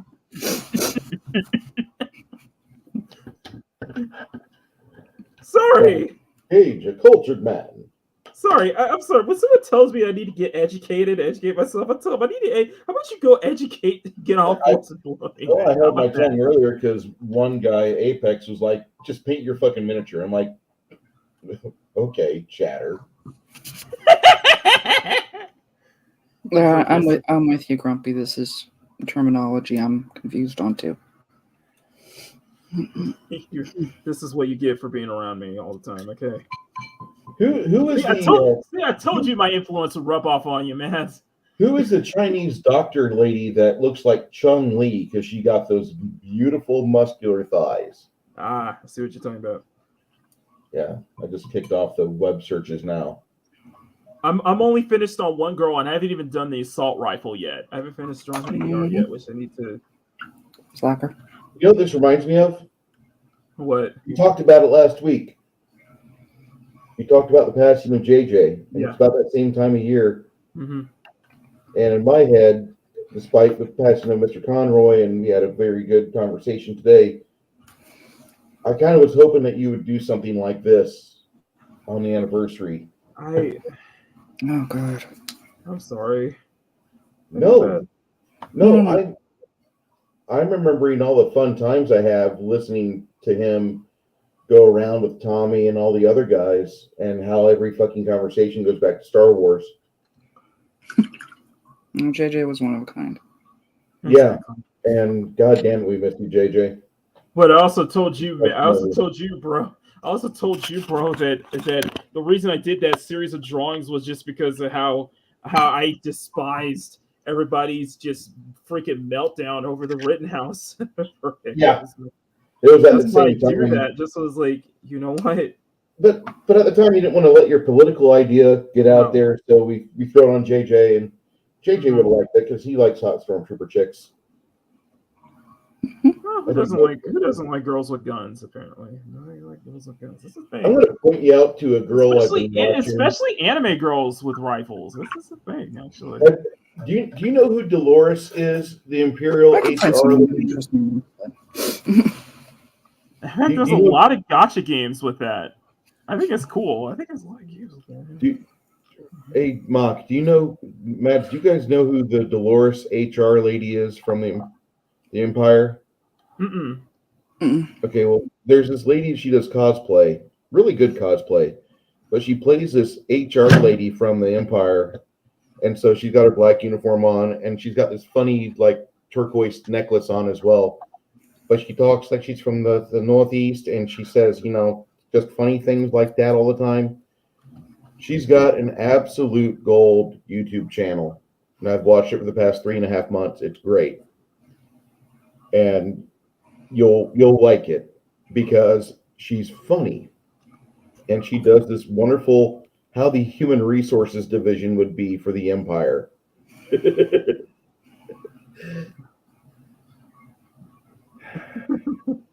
All right. Anyway, I think that's it for today. I think we've definitely explained enough. So now we're getting to the end part where I get to talk about channel member stuff. You guys love the channel member stuff. Don't lie. Don't lie to me. Oh, yeah. You guys love channel member stuff. I always give you guys something. All right. So before we get going, Mads, Bruce, you guys want to get anything y'all want to plug? Bruce, you want to go first? Tomorrow night on my channel, me and Janet are going to discuss, in honor of Veterans Day, the Marine Corps birthday. Oh, that's right. Happy Veterans Day. Mm-hmm. Thanks. It was wonderful getting drunk on the American dime. We're gonna have a fantastic night tomorrow night talking about the movie Major Pain. Nice. Go ahead, Mads. Mads, you're up. Okay. For those. Look at that magician girl. Look at that. Okay, for those who did miss it, I do Saturday mornings where I work on a piece of art and talk about whatever. And I think in this case, I did reflect on the past week. Yesterday, I finally finished up the Black Adam versus Hawkman piece, and it did turn out absolutely wonderful. That is up both on my Twitter and on my Instagram, which is obviously a bit more easily check it out. I am going to work on a bite size of those two videos. I'm going to condense that down into one. I'm not sure bite size is going to be the correct term in this case, but I'm going to do my best. So do keep an eye out for that one. I also have a special piece I am going to do in honor of Kevin Conroy, which is going to get out some point this week. That's beautiful. Mm-hmm. And I think that's it at this point. Of course, next Saturday is 9 a.m. or 9:30 Eastern. That'll be 6:30 Maki's time. I am going to go live again, and that's a standing until I can come up with a better time. But that I am going to go live again with something to draw, but I'll figure that out when I get there. All right, and also subscribe to Mads because she fell under 500 again. I just hit 500 again. Though, yeah, please subscribe. Let's YouTube likes to do that to all channels. YouTube really does. YouTube does like to do that, and it does have a particular interest, I think, doing that with me. So just make sure you're still subbed to Mads, and make sure you're still subbed to your favorite channels. Much as we all joke that Mama Susan loves Maki, they have the absolute opposite feelings about me. Yeah, just make sure you guys sub to your favorite channels and Please. make sure you're still subbed. Double check. Always double like check. that because because YouTube will do that a lot, and it does that a lot. It'll sub delete, mass delete a lot of subs. Thank you, how's that?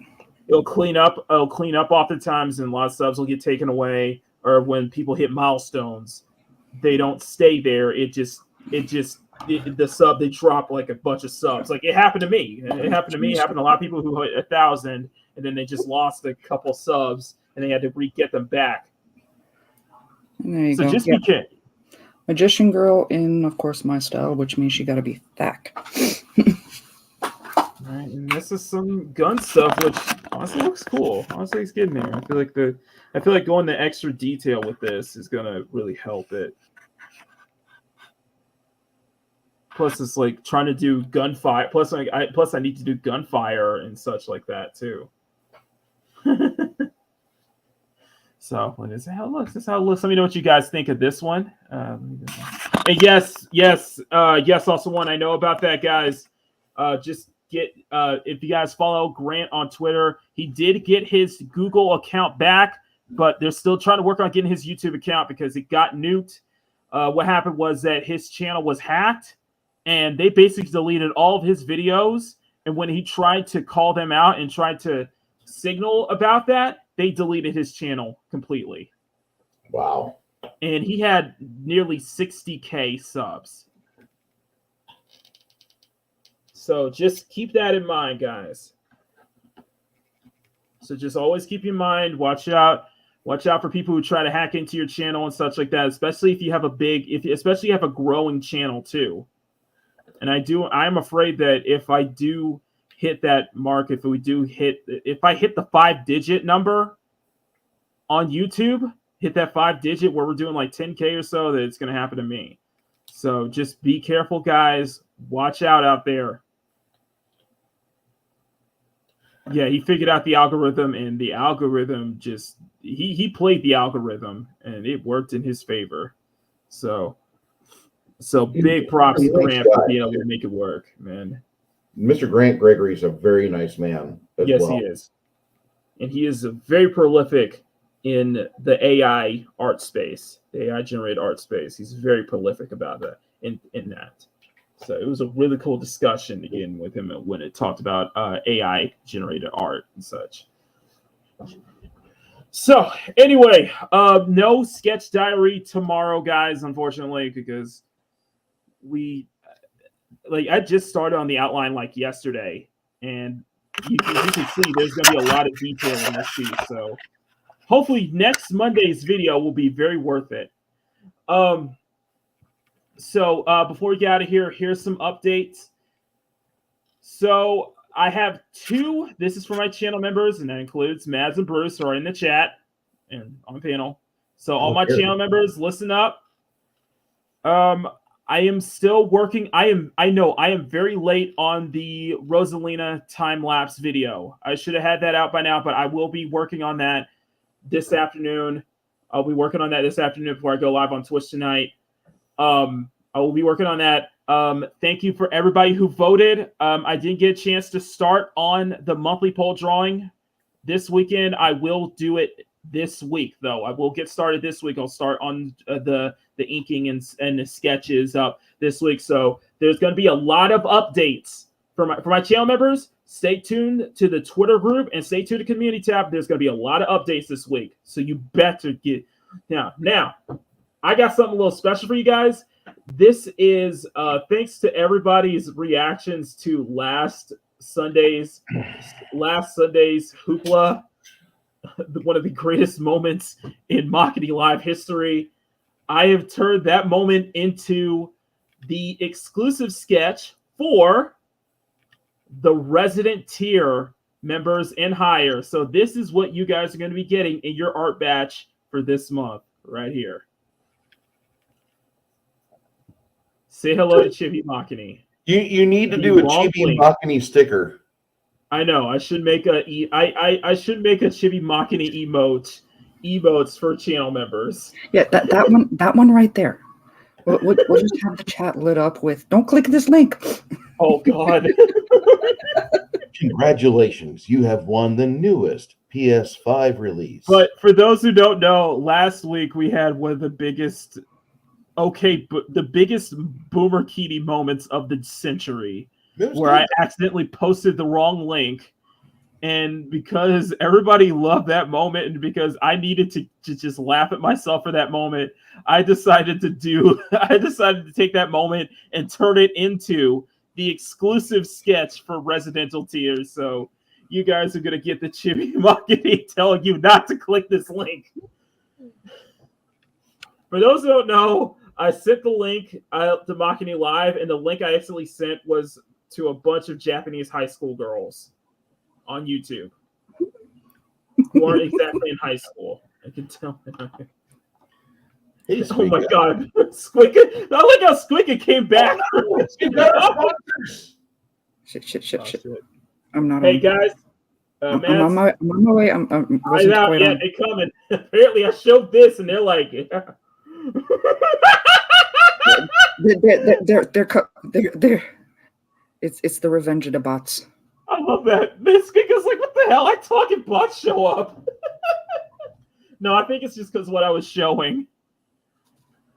Somebody. Yeah, Grumpy could attest to what I'm saying. Those girls were not in high school.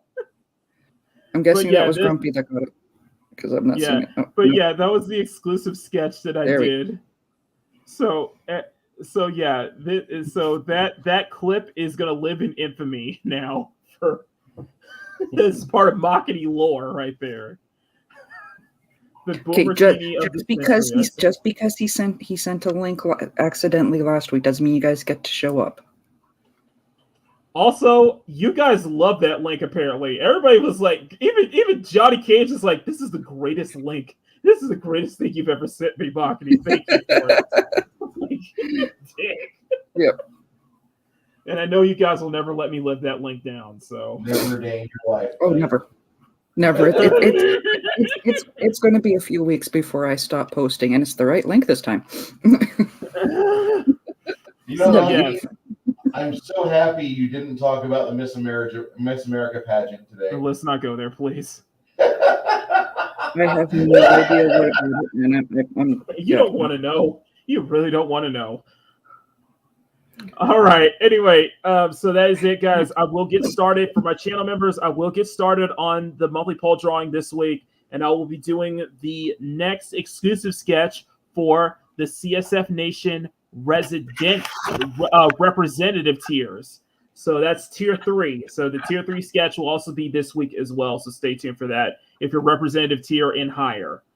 And hopefully by Thanksgiving or so, I do want to start on the exclusive color drawing for the highest tier, the ambassador tier sketch. So plenty of stuff. If you guys are channel members, do yourself a favor and stay tuned. Stay tuned to the not only to the Twitter group that you're in, but also the community tab. I'm going to be posting a lot of stuff for channel members this week. And like I said, hopefully I want to get the Rosalina, the Witchy Rosalina time-lapse video up this week as well. So stay tuned for that, guys. All right. Anyway, that is it for me. We'll be back next Sunday for more Makini Live. Hopefully we'll have I need to get back with my guests. I want to get back with my guests to see who can come on. Hopefully I can get a guest on next week, hopefully. So, anyway, that is it. That is it, guys. Thank you all so much for being here. This was definitely a very sentimental Makini Live today. Thank you guys for everybody's involvement in the chat, especially in passing to Conroy. Sorry. The only thing sorry. I looked it up. Okay. So anyway, yeah, the last thing I'll say is to the greatest Batman I know. Rest in peace, Mr. Conroy. Say hi to Adam West for us. He's going to be fucking fighting crime and doing the Patuzzi eternally. Thank you guys Thank you, Conroy, for defining my childhood. Thank you, Conroy, for being a hero to so many, to idol to so many, and for being such a big influence to so many.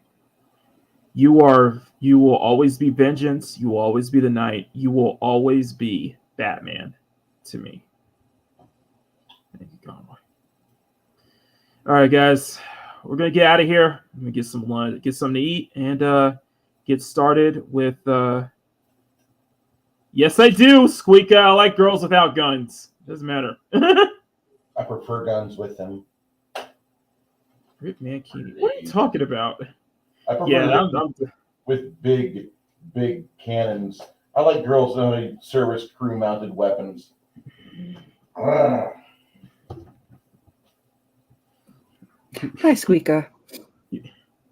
I like to think their butt probably jiggles whenever they fire. Oh, it's great. Whenever they pull the jig. Great. That little rhythm you see, like the 10 rounds per second rhythm that goes across the butt cheeks. That ripple, that love ripple. Sorry. Oh, anyway, we're gonna get out of here, guys. Thank y'all so much for being here. If you guys can, please step on that like button, share the stream out. If you guys are brand new here, hit that subscribe button. We're definitely working our way to 2K. And if you guys want to support me further and get exclusive access to art that you're not going to find anywhere else, become a channel member for as little as $1 a month. You will not be disappointed. So anyway, for Mamabear, from Bruce Lombardo, as always, I am Makini 90, artist, journeyman, and illustrator, and we thank you for tuning in to Makini Live. And new outro this time, guys. So new outro this time. Until next time, take care, much love, and as always, never stop drawing. Bye, y'all.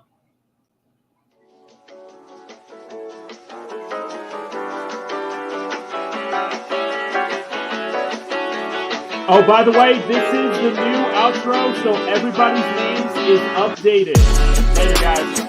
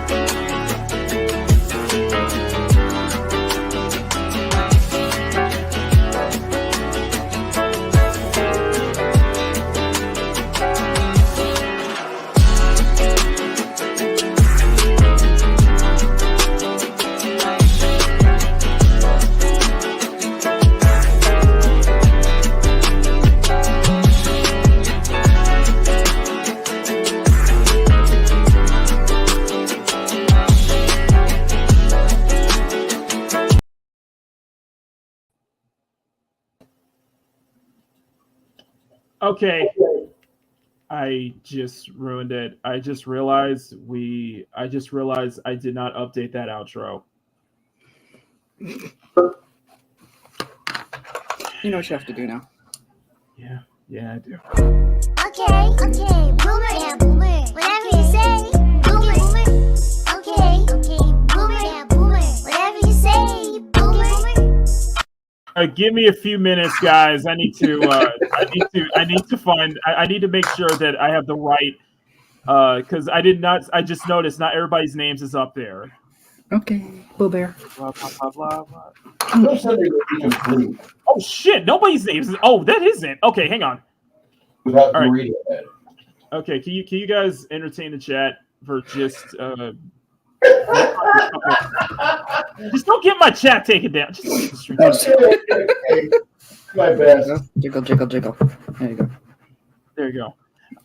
Sorry. Just give me a second, guys. I need to. I gotta Click come here. Register your new PS5. Don't click on that link. So Mads. Yep. Did you have a good week?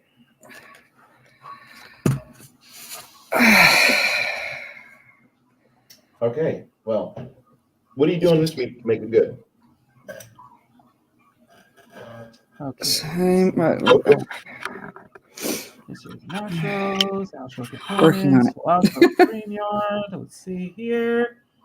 Okay, creating 3%, 4%. I will 5%, I will 7%. fill you in on the entertainment of the week. Oh God. I had a really good stream yesterday. I had like 90 people over the course of 7 hours. Really? There you go. There's Here you go. Here's some buddy for you. Oh my God. Don't drink that, stupid. Look at that fat butt. There you go. Look at that fat cat butt. From now on, if this situation happens again, I'm just gonna have to ask Mads to put like a buddy cam or something. Just like emergency buddy videos. I was not going to drink today. There you go.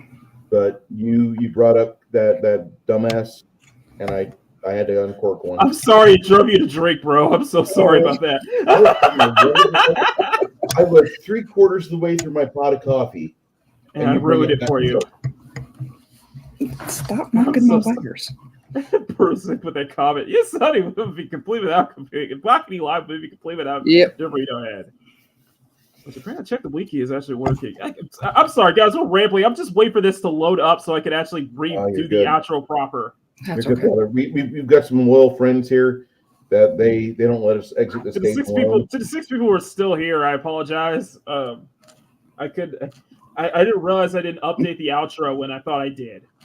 So the outro is supposed to have all the new names added to it. Okay, quick. Somebody else join his channel so he has to change it again next week. If anybody Matt, don't you dare. If anybody here is not a subscriber Matt, don't you. Membership, now would be the time to do it. Yeah. Now is the time where you can get yourself a spot in infamy.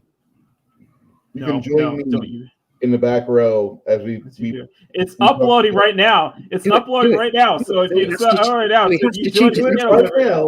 spend your money right now. Go ahead and click that button, and you were going to say you can't do it. It's still uploading. It's uploading. You're going to make a small smile creep across the Jerry's kid's face. If a bunch of people join the channel at this very moment, I have to cancel it and have to remake the outro now, just so I can add to it. This could be the greatest moment of your week. And don't do it. Sunday. Don't do it.